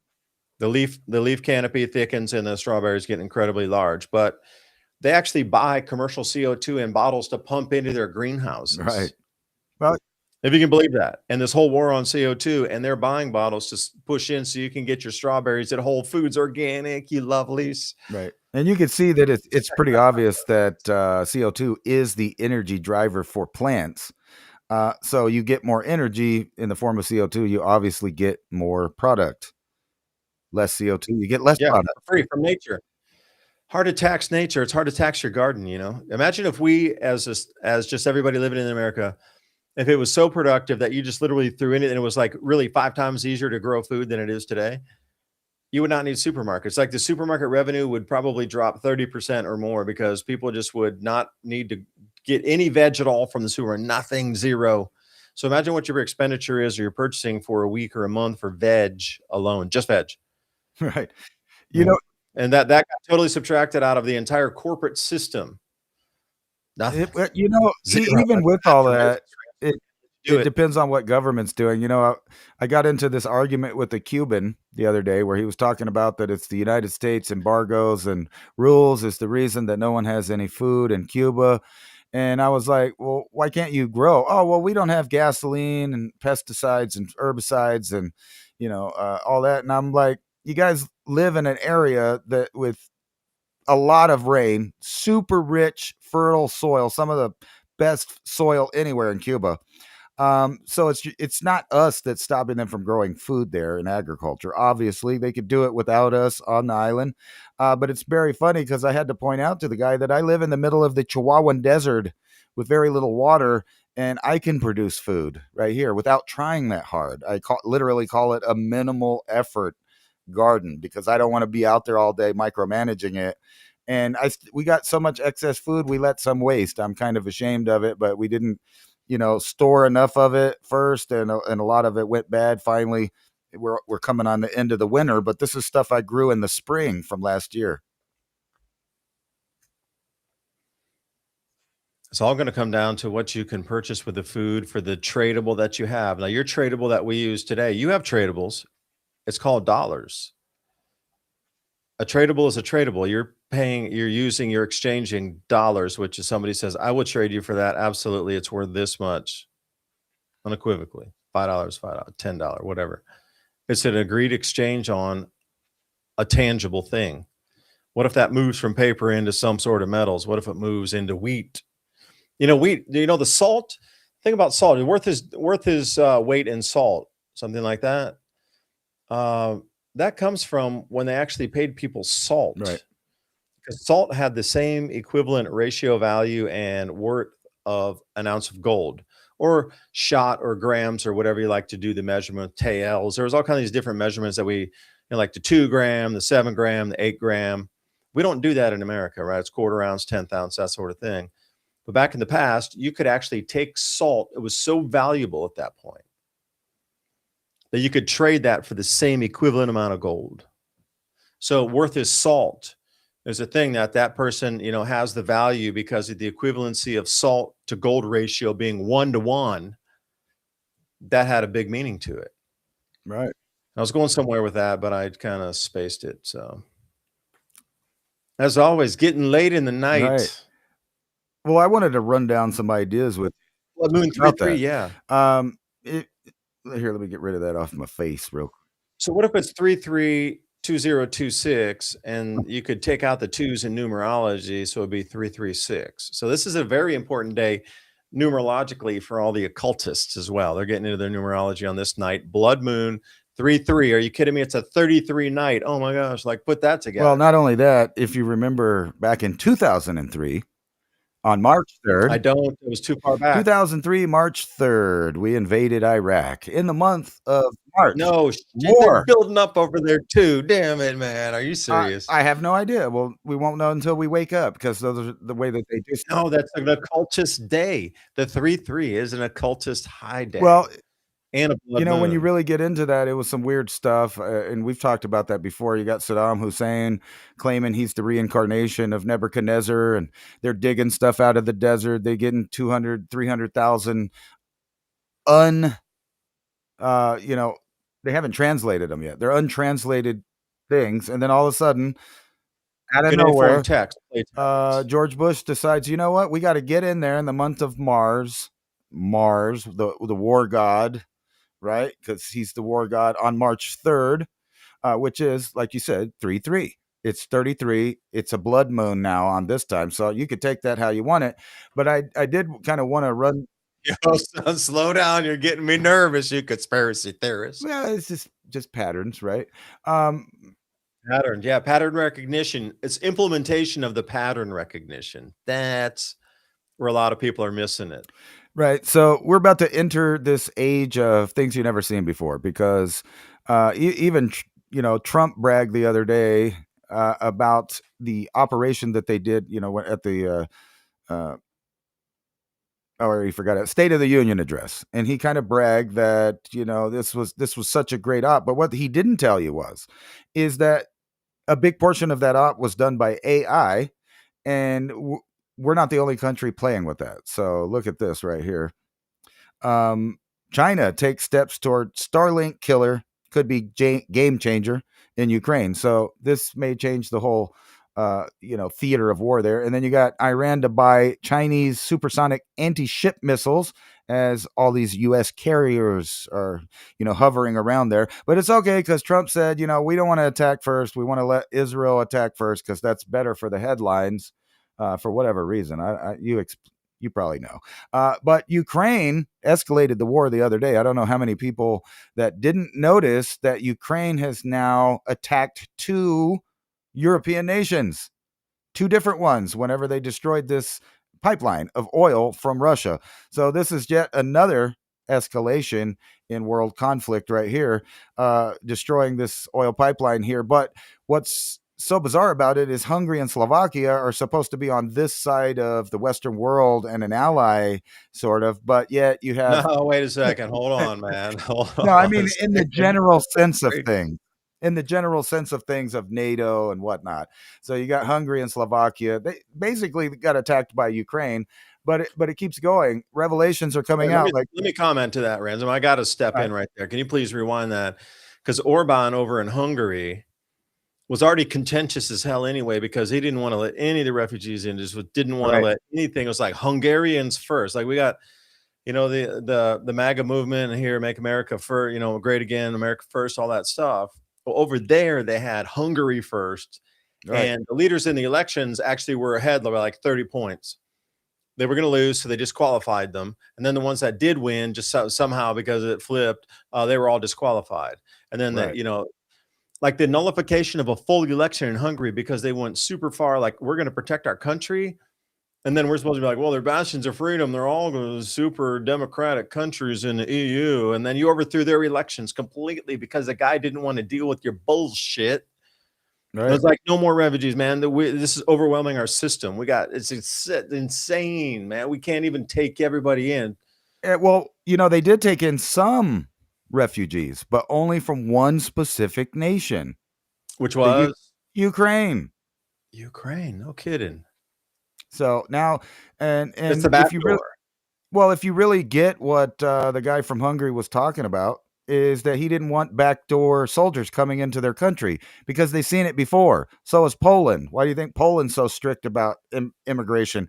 It's because they've been done that way before, where people came in, snuck armies into their area that they thought they were safe in because they let people in. Hungary didn't want to do that. And if you remember in the 90s, our country kind of helped some Muslim people into some of those countries there. And then all of a sudden, all this ethnic cleansing started happening, and we had to start bombing places like Kosovo. And, we've already seen what's going on there. And if you remember a few years back, all of our news media reported that Russia invaded Georgia. Remember? And then the Georgian president was on TV saying, "Oh, they invaded us." And then the refugees get on TV and they get a chance to talk, and they said, "No, no, no.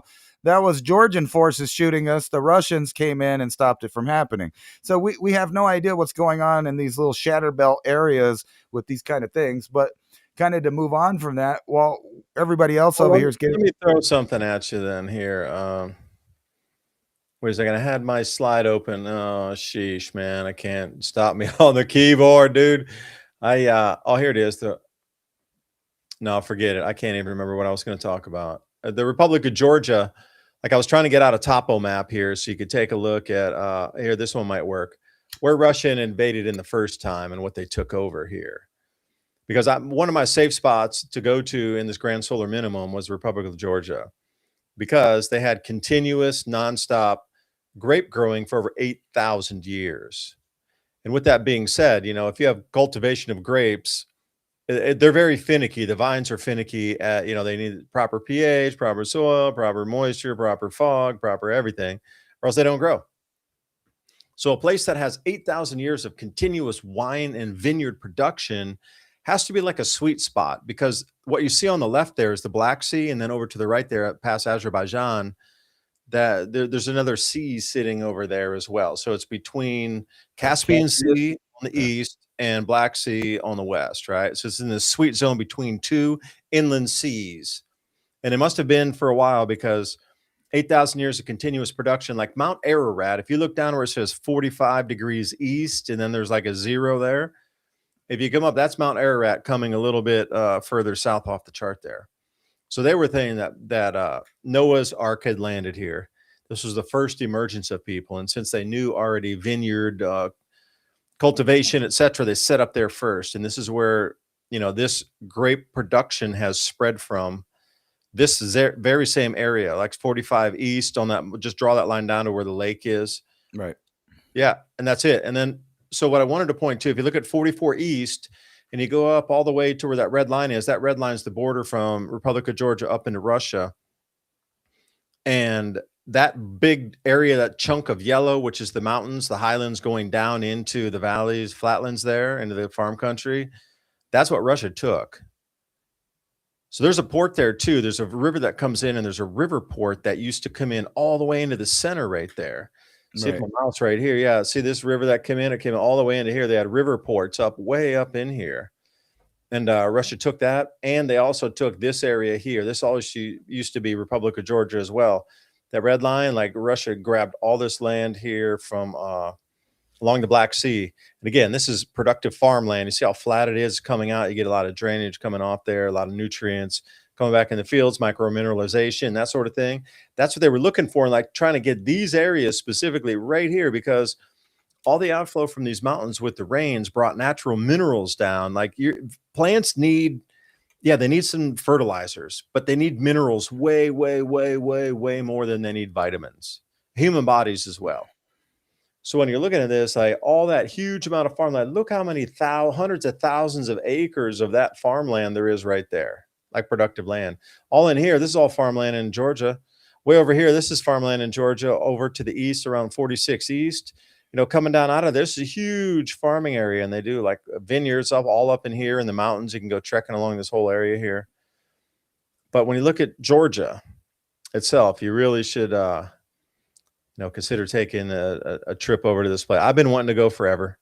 Haven't been there. I'm going to go to the Bosnian pyramids when I go here. So those two things should coincide. Bosnian pyramids and Republic of Georgia trip.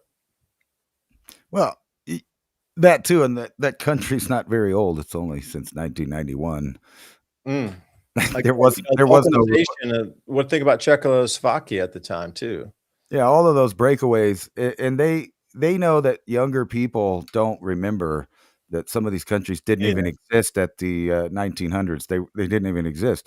They belonged to the Persians, and then later to the Russians, and then now that it's broke away, did you really think Russia was going to lose resources that it had for forever? I don't think so. The Ottomans? Are you kidding me? Oh, surely you jest. Right.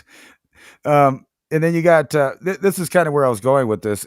While they're deciding who owns what resources and land out there, all the different world powers at each other's throats, you got stuff like this leaking through. Peter Thiel and other billionaires, just like the founder of Apple, Steve Jobs, doesn't let their kids mess around with any of the products that they make. And they give a really good reason, because there's a scientific reason that they know about. And it's something that I previously referred to on my channel and on this channel as the TikTok effect. So it's literally a psychological program that kills long-term attention span in children right off the bat, because it rewires their brain into what I dubbed as the TikTok effect, which is basically where people can only pay attention to things between 1 and 3 minutes. And that's like a goldfish. It's the goldfish idea, 90 seconds of attention span. And they're talking about, on average, children in the U.S. spend 8 to 18 hours or 7.5 hours per day watching or using screens, according to the Academy of Child Adolescence, whatever. But what they discovered is that all of these things that they're watching are 15 minutes or under are killing their attention span. So a kid can't even pay attention to the same idea for longer than 15 minutes according to their studies. But I think it's way worse than that. It's more like 3 minutes. It's the standard short. Seconds. Yeah, it's these little things on like YouTube, TikTok, Facebook, Instagram. The really, really short adrenaline hit, casino style, dopamine hits there. And then over here, this is about the best AI scenario. Wait, Ransom, can I stop everything? Yeah, go ahead. Yeah, this blends in. Can I throw this article before you throw that one? Because it's going to make a perfect stream right here. Let me show you this one here. Now, we've all heard about Bill Gates buying farmland. We've heard about that. We kept thinking, well, this dude's going to take the food supply off. He's going to do some kind of genetic Frankenstein, some sort of genetic Frankensteins or something. No, it's very simple. It's just like so simple. He's just buying the farmland because you get the water rights. He's going to just cover our farmland with these data centers that have their own water rights included within those states and those vast areas. Because what's the number one thing that data center need that costs them the most money?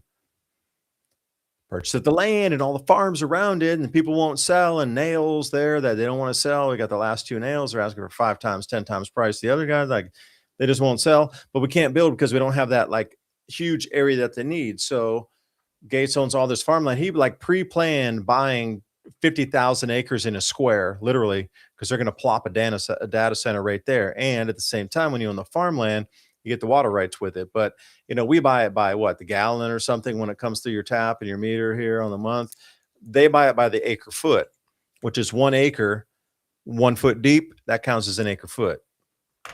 Acre foot, you're like talking about 48,000 feet by 48,000 feet and a foot deep. And that's 1 acre foot. So they're selling that to the data centers and pulling from the aquifers and just unrestricted access and drilling. And these guys got like so much money that they vertically owned the drilling companies, and they bought out all these drilling companies to go in to punch down that they own them so they can write them off all on expenditures, right? So they're punching down like needle hole, like a sewing machine, like doom, doom, doom, doom, doom, doom, doom, doom, into our aquifers to pull that much faster out. 1 well can pull so much, 2 wells can pull twice as much. 3,000 wells can pull 3,000 times as much water to circulate through the largest data centers to keep them as cool as they need to be. These myths of things you're hearing about, these recirculating systems and everything, It's just far cheaper now to drill it up and pump it back down in, because for them it's a net zero equal. Hey, we use this much, hasn't been really contaminated. We just like ran it through pipes to make sure our machines are cool, and we just put it back down in the ground again.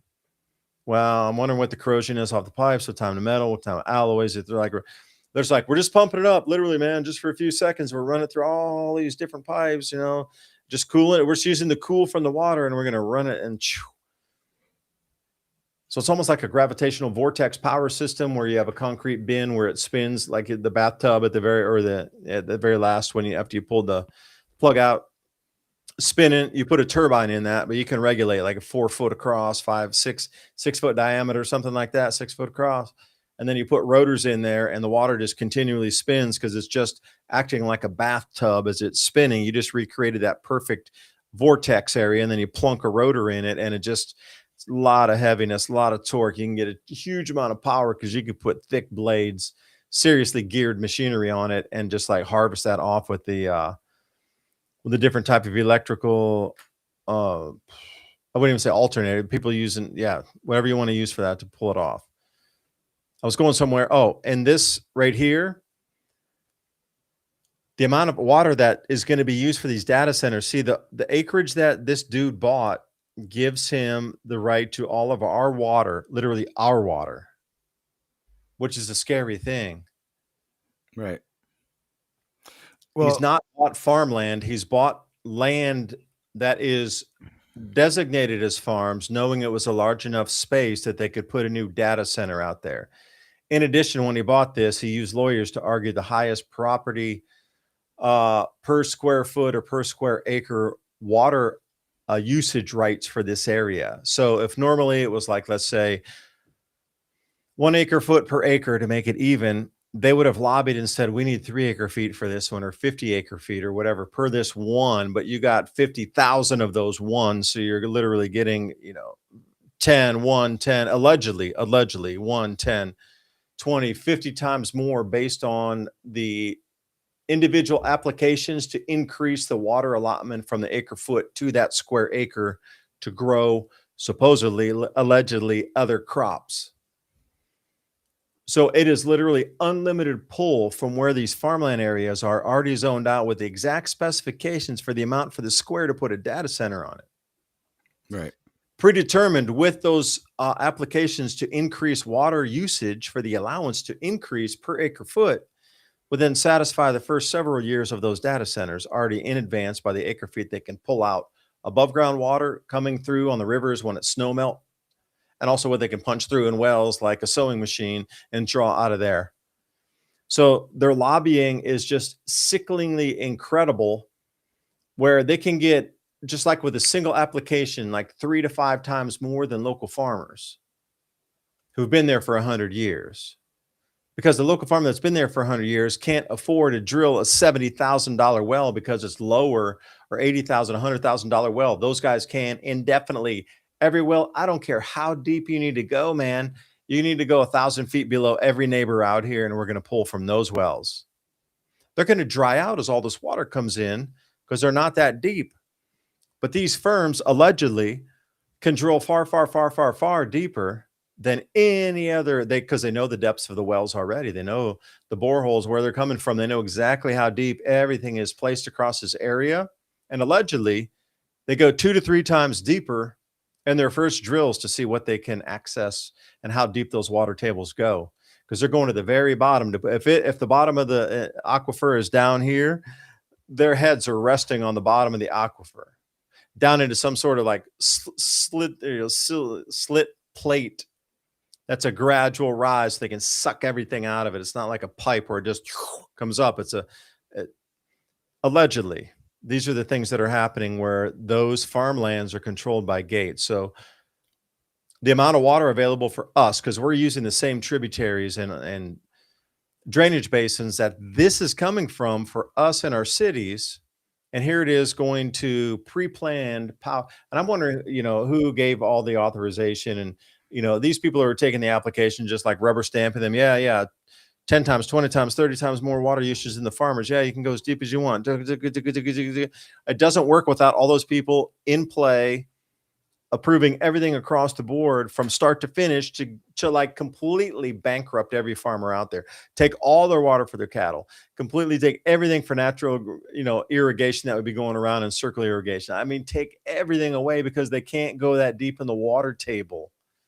Sick, this is a non-human move here. You talk about Gates being non-human and things. Allegedly, I've just heard some things. Allegedly, this is, but just on a spiritual sense, like me and you talking here, is that even human? Could you really hurt other people that badly? Then you feel that that's okay to do that? Like, Sociopath.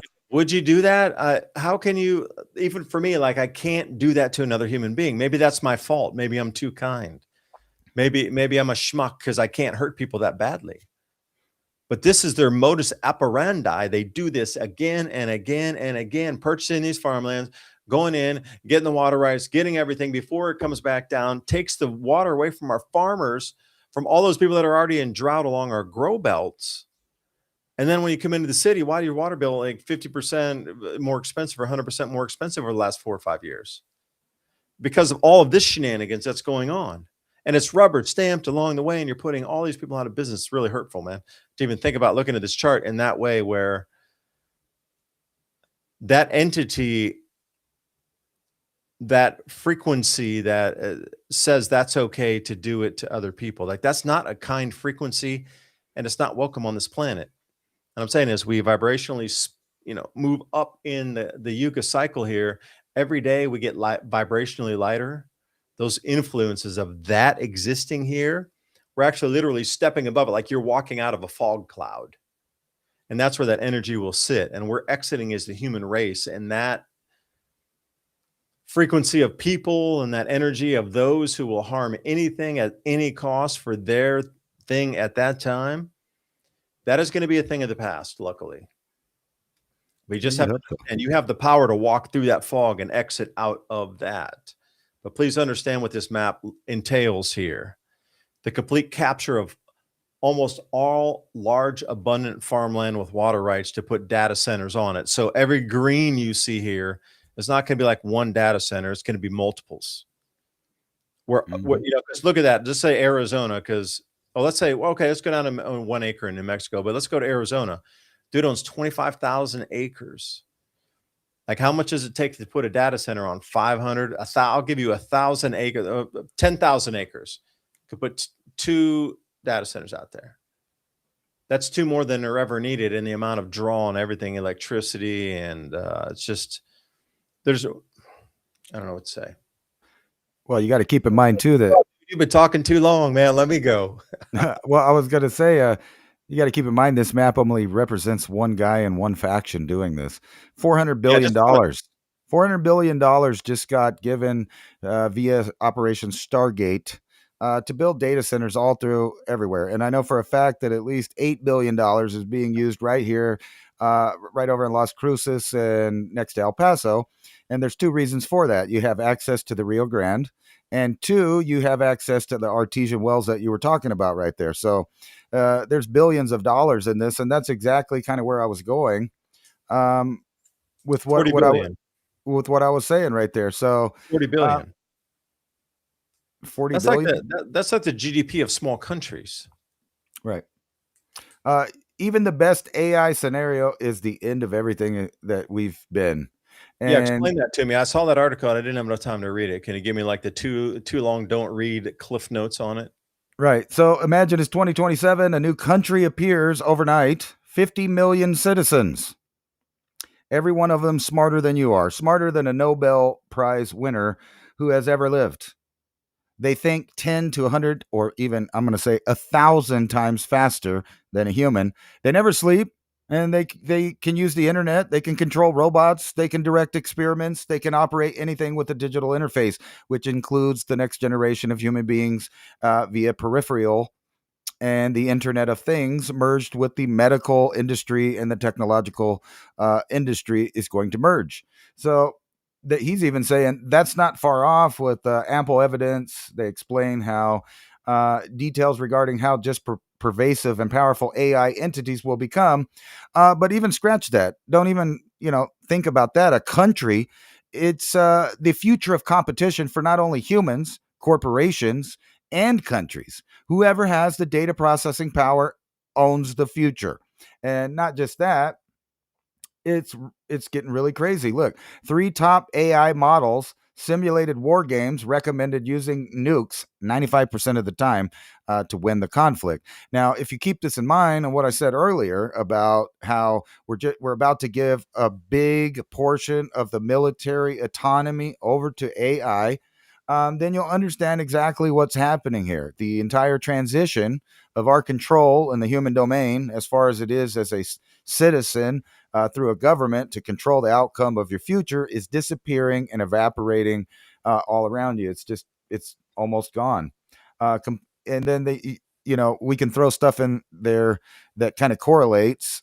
Is some of these things that we have that our children are suffering for preventable? Well, when you go back to that article I was just talking about, how all the tech billionaires do not and will not let their children use any of the programs or technologies that they're using, including and not limited to probably interfaces through peripherals, implants, and other, you'll get that 2 species are separating.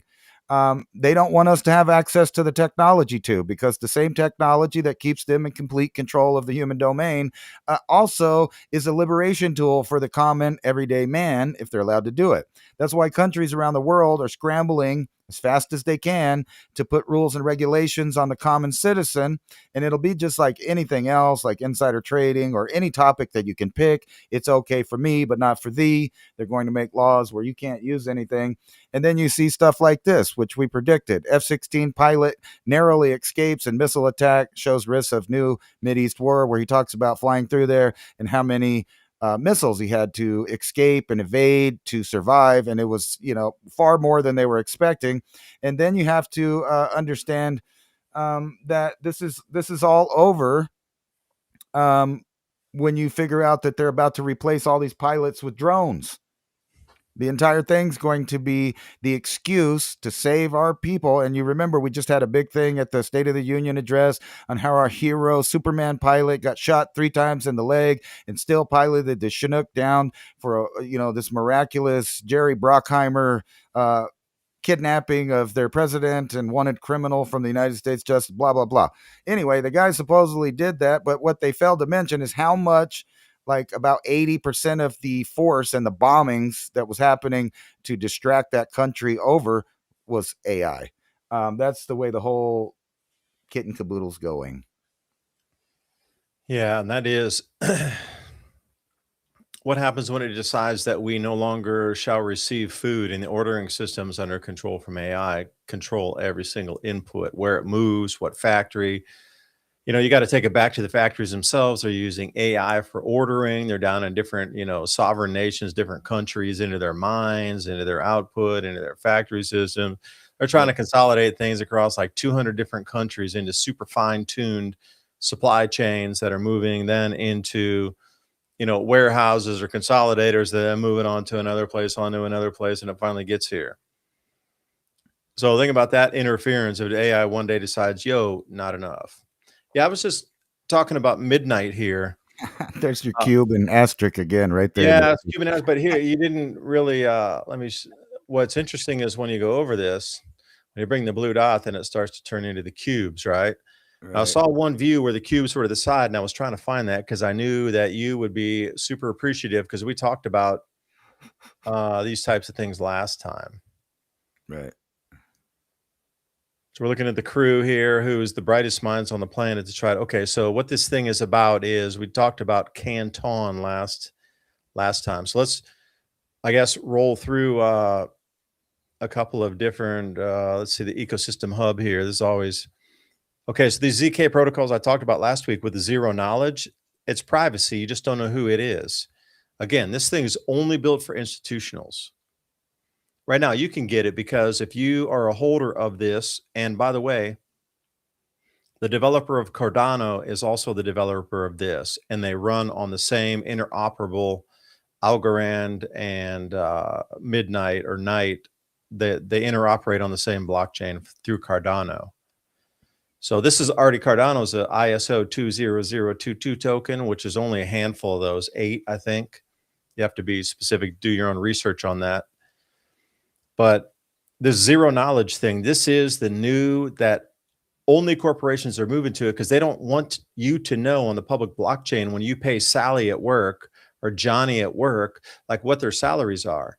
If you could follow like a stable coin or a government issuance somewhere and it was on a public blockchain, you could see how much they're paying every government employee. They're seeing how much they're paying Sally and Joe. Oh, they're different. Oh.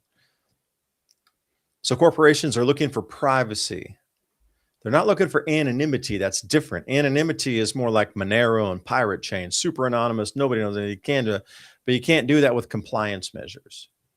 So the rails on the system here, this is part of the new, like Ransom and I were looking at all these different wild, iconography bits last year or last show. But when we look at the different types of what's the finance right there, it's the pyramid. I mean, what else do you see here, Ransom? It's the pyramid That's scheme. AI with the eye. I mean, are you kidding me? How much more blatant can half of this stuff be here? Look, and then you have the governance, which is they got it as a snowflake, but if you realize that that's also the cube shape, that is the cube shape from an angle, and it's the asterisk there, and it shows how it splits out in even geometry and keeps going and going. And what a perfect symbol for governance. Yeah. It outstretches and keeps going.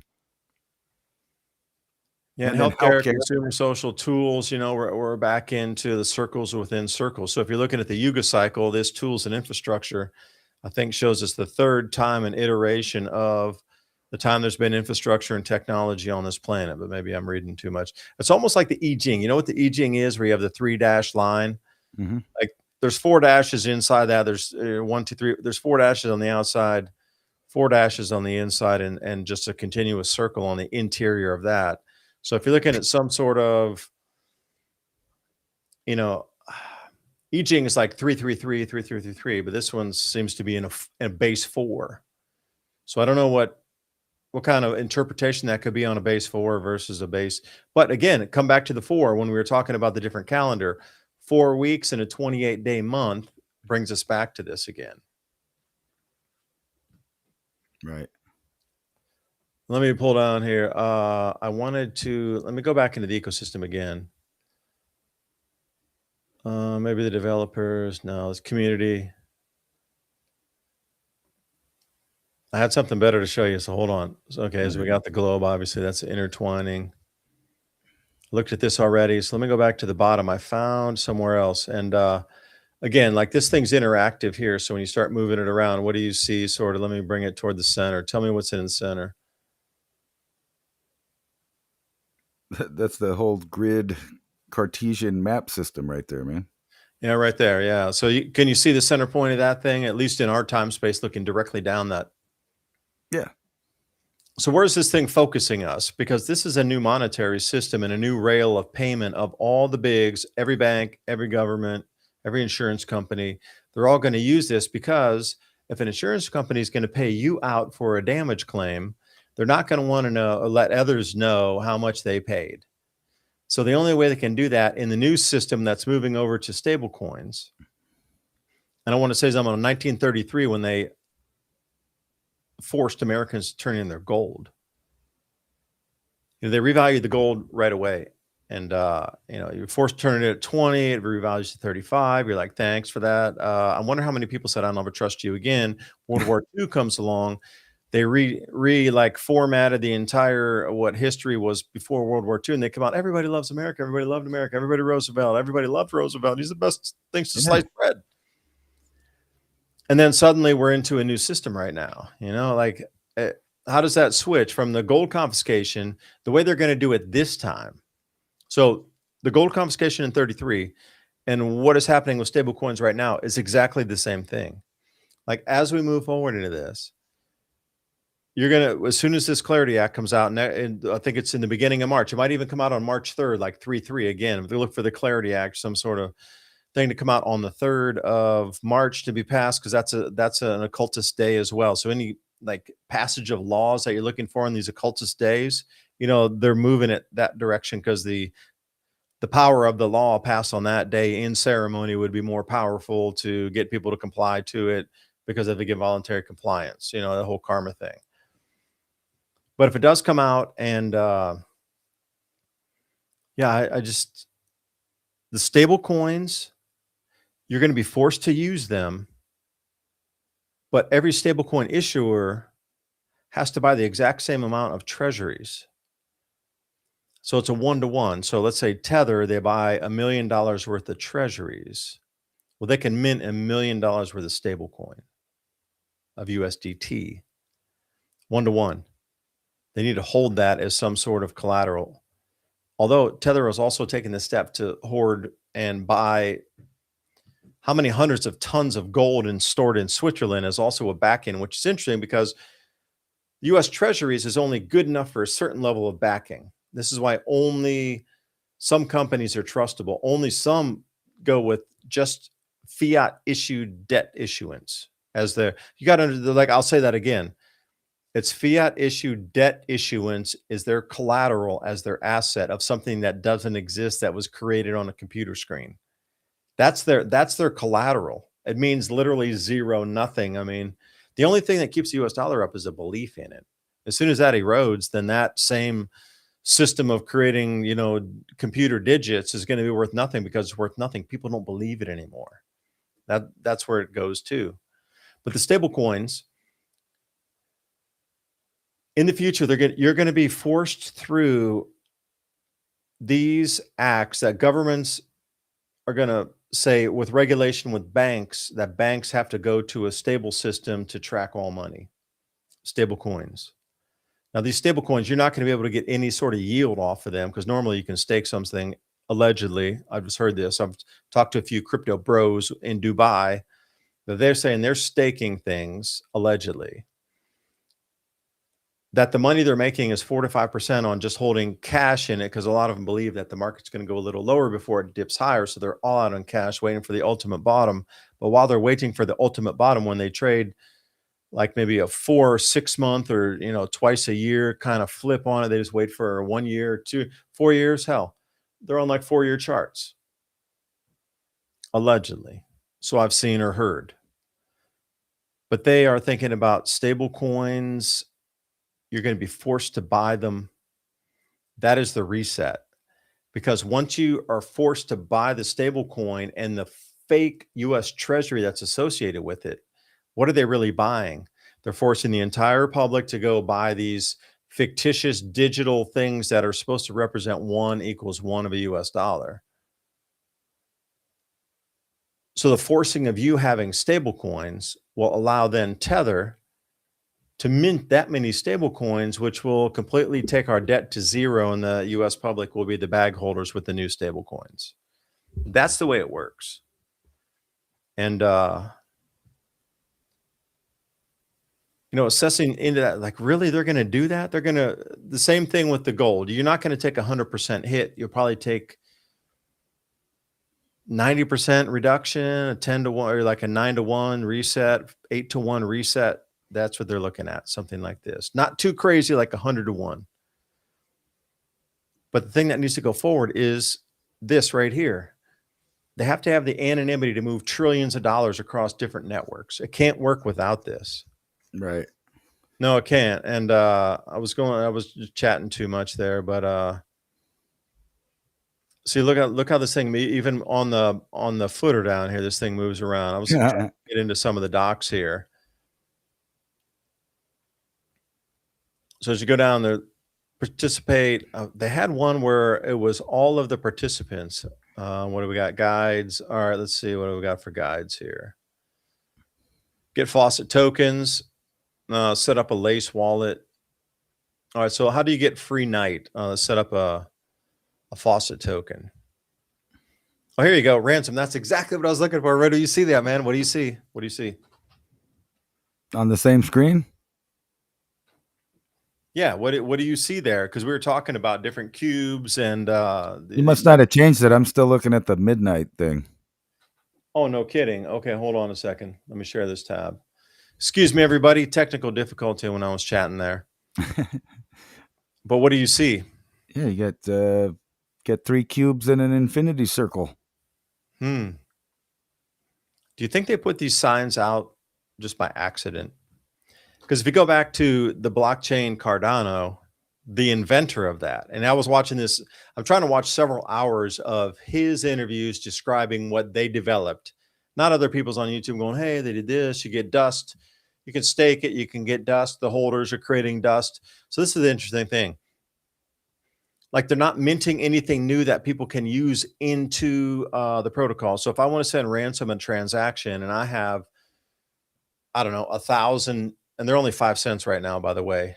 I'm not financial advice. Please don't listen to people talking something late night. This is not financial advice. Like you on YouTube listening to us talk. That's ridiculous if you'd follow any advice. Come on, man. Stop. But this thing I was looking at earlier was 5 cents. And the faucets that were coming out, and they've given away $1 billion worth of this token. Now, once you have this token, and you could use all these different chains, they were saying, if you have an Ethereum address and you staked it anywhere on a cold wallet, you're getting an airdrop. If you have a Bitcoin address, you're getting an if you got a Solana address, airdrop. If you got whatever, and they listen all the way down. Like literally anybody who has a private address anywhere associated with a cold wallet gets an airdrop from this. Thing is, you had to collect it. It didn't automatically go into your wallet. No. You had to actually collect it. So coming back, there's been $1 billion plus US dollars out of the 24 billion of this token that have been issued. And they were all in the airdrops. Now, here's the thing. Here's your let's get the delegate dust. So just for you holding this token, they generate something called dust. Now, normally with Ethereum, you have to burn that and you can transfer it. And there's a few things where if you save enough of something in the Solana blockchain, eventually, if you save enough of it, you could do like a spam attack on things. Dust does not accrue after 30 days, it burns itself. But if you are holding this and you can give it and delegate it to somebody else who can use it for transactions, and this is the whole thing, it's only institutional that's using it for transactions only. Now, you can bequeath it to them as an offering, but you can't sell it. They're non-transferable. So there's no way, there's no market for this. It's just like you have this dust that allows somebody or something, some entity to make a transaction more frequently, seamlessly, and free, basically, if they have that amount of dust because you're holding that many tokens on it. Hence, I don't know, it's entered a new world. Again, when I talk about going up to the Sata Yuga, and this is a very like just, I guess, a kindergarten one-for-one trying to explain this one. So this dust is minted just because you hold the token, and it's used by everybody within the ecosystem to allow transactions to go through. Just because. But at the Sata Yuga, it's the same exact thing. Like this entire ecosystem exists called humanity. But what they do together is just to allow things to be more efficiently without any kind of personal want. It's just the more that it's used, the more that it becomes the standard, the more that it's used, the more that it is. And it's the same thing with Sata Yuga and the human resonance, talking about, you know, everybody was working in harmony. They could read each other's thoughts. They could see each other's souls, like one soul to it. It didn't matter what color of skin you were. You could see beyond that. It was so far beyond. It was an energetic connection. It was nothing with like we think it's a physical connection every time, which is kind of like low vibration. You know, think about how fast atoms are spinning and galaxies and all these things, stars, you know, quasar, there's so many things happening. But it was an energetic connection with that. And that's where it is at the highest levels of manifestation. You don't see them for a person that has been rotated through the news for 50 years that you believe something about this country, that person, that race, that DNA genealogy, that country, that border, that this, that, and the other. It doesn't matter. You are only a human vibrating in a consciousness with another human at the highest state before you exit the body, because you can't vibrate higher and have like molecules stay together. And we just went through the lowest one where you barely can't keep it together because it's moving so slow, like a Danger Will Robinson robot. At the point of that where you dissolve into like literally granite again at the bottom of the Kali Yuga, which we just exited out of. And, you know, you get both of those things going up at the same time. Dust is the same way, just like it evolves out of people holding it. It's created by people holding it, but it's used for everything and but here's the thing. That whole Flow is purely institutional. It is insurance companies paying out your claims. It is companies paying the employees' salaries. It is governments with settlements. It is governments with tariffs. It is governments to another government. All anonymously, not private, anonymously. So the same rails we talked about last week with Canton Coin, this wraps directly into that. Because there's only, like, say, 8 of these ISO 20022 tokens, and Cardano is one, and it's wrapping in with Midnight, and that wraps back up to Canton Network. So everything we're seeing here is, I don't know. This is, in my opinion, and also, again, it's just conjecture. Don't listen to anybody late night talking about this thing here, because I'm just kind of looking at the shapes. Web3 promised freedom, but it's not really. It's about a community that develops something that's usable within the community by just having something for everybody, which is a hard concept to explain, but this is going to be the new model for everything moving forward. You know why? Because the energy frequency is changing on the planet and they can't control it anymore. So think about if you're an old entity trying to grab and control everything, you're going to try to want to go out one step to control it further out as the energy is rising. You're already there. You're trying to capture the next time. I think they only have 1 or 2 capture points left. But this is a capture point here. It's going to, like Canton Network. Love it. I think it's absolutely brilliant the way it was designed, and the designers, absolutely props to you all. That is one of the most genius, unbelievable, seamless, infinite loops of transmitting money that is private for corporations and governments. All debt across the planet, looping through quadrillions of dollars. Insane. How did y'all think of that? Props to you for doing that. I mean, to create something that vast and that interoperable, man, like, what are the brain power on that? They got to have electricity stuck in their brain just 24/7. And then we come to Midnight, which is a protege or an offshoot of that exact same thing. That's what boggles my mind, is people talking about all these different things, Bitcoin and this, that, and the other. And one last thing here, Ransom, but the integration of these, what do you see there? Rose Crusarian Cross. You showed me that same thing with the red, but it was a little just, you're going back, what, 900 years, 800 years. The way it's sloped out is a little bit different, but it's the exact same cross. Just in that infinite circle times 2. But what's that wand? Like a magic wand? I don't know. Yeah, what's funny about you saying that is they just had that Princeton University thing that was basically saying there's ultra low frequencies that emanate from each human, and that's basically ESP. So that's that, and then it makes you wonder why they were trying to make everybody stand 6 feet or more apart at a certain time. That they've now proven that not only with the double slot or slit, I forget, is it slit or slot? Either way, that we're affecting real matter with nothing but thought. And now they've discovered that we are actually pushing out these ultra low frequencies that amount to an extrasensory perception. But I was going to ask you, David, do you recognize this? You said, I'm pretty sure this is like a zodiac from China. And you can see like a dragon and a snake and stuff. I think you said something about the Eging a minute ago, and I thought this was related to that. He ran off. All right.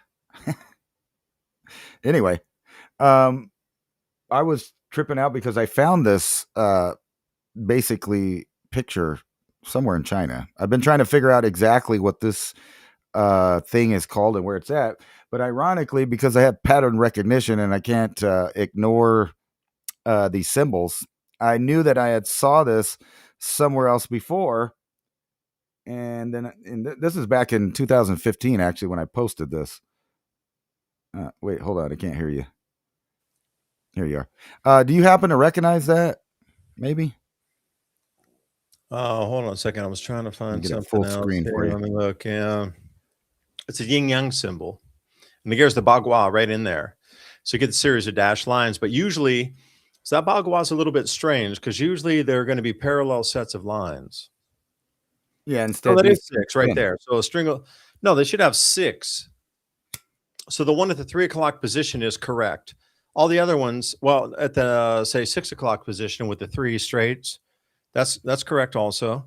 But they should have symbols of 6. So the one at the 3 o'clock position is correct. The one at the 6 o'clock position is correct, but the other ones are not because they don't contain 6.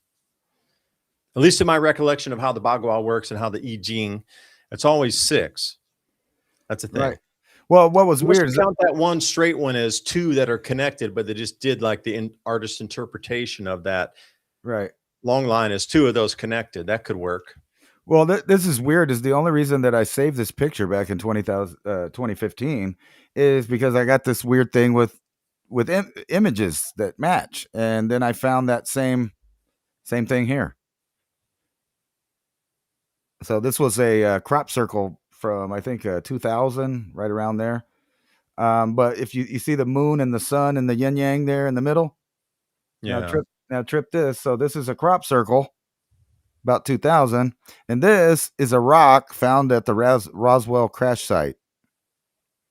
And they can't explain how it's made. It's magnetic. It spins, and they can't figure out how this, reverse carving took place here.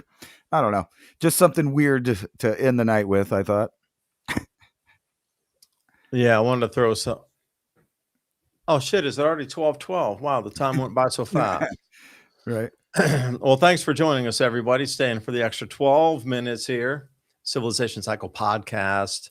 Join us over on civilizationcycle.com. Sign up for the absolutely free show notes. We're trying to put some graphs of the week up there with a little bit of commentary and then a few bullet points beyond so you can share with your friends, family, start the conversation, refresh what we talked about. We go run through an enormous amount of information.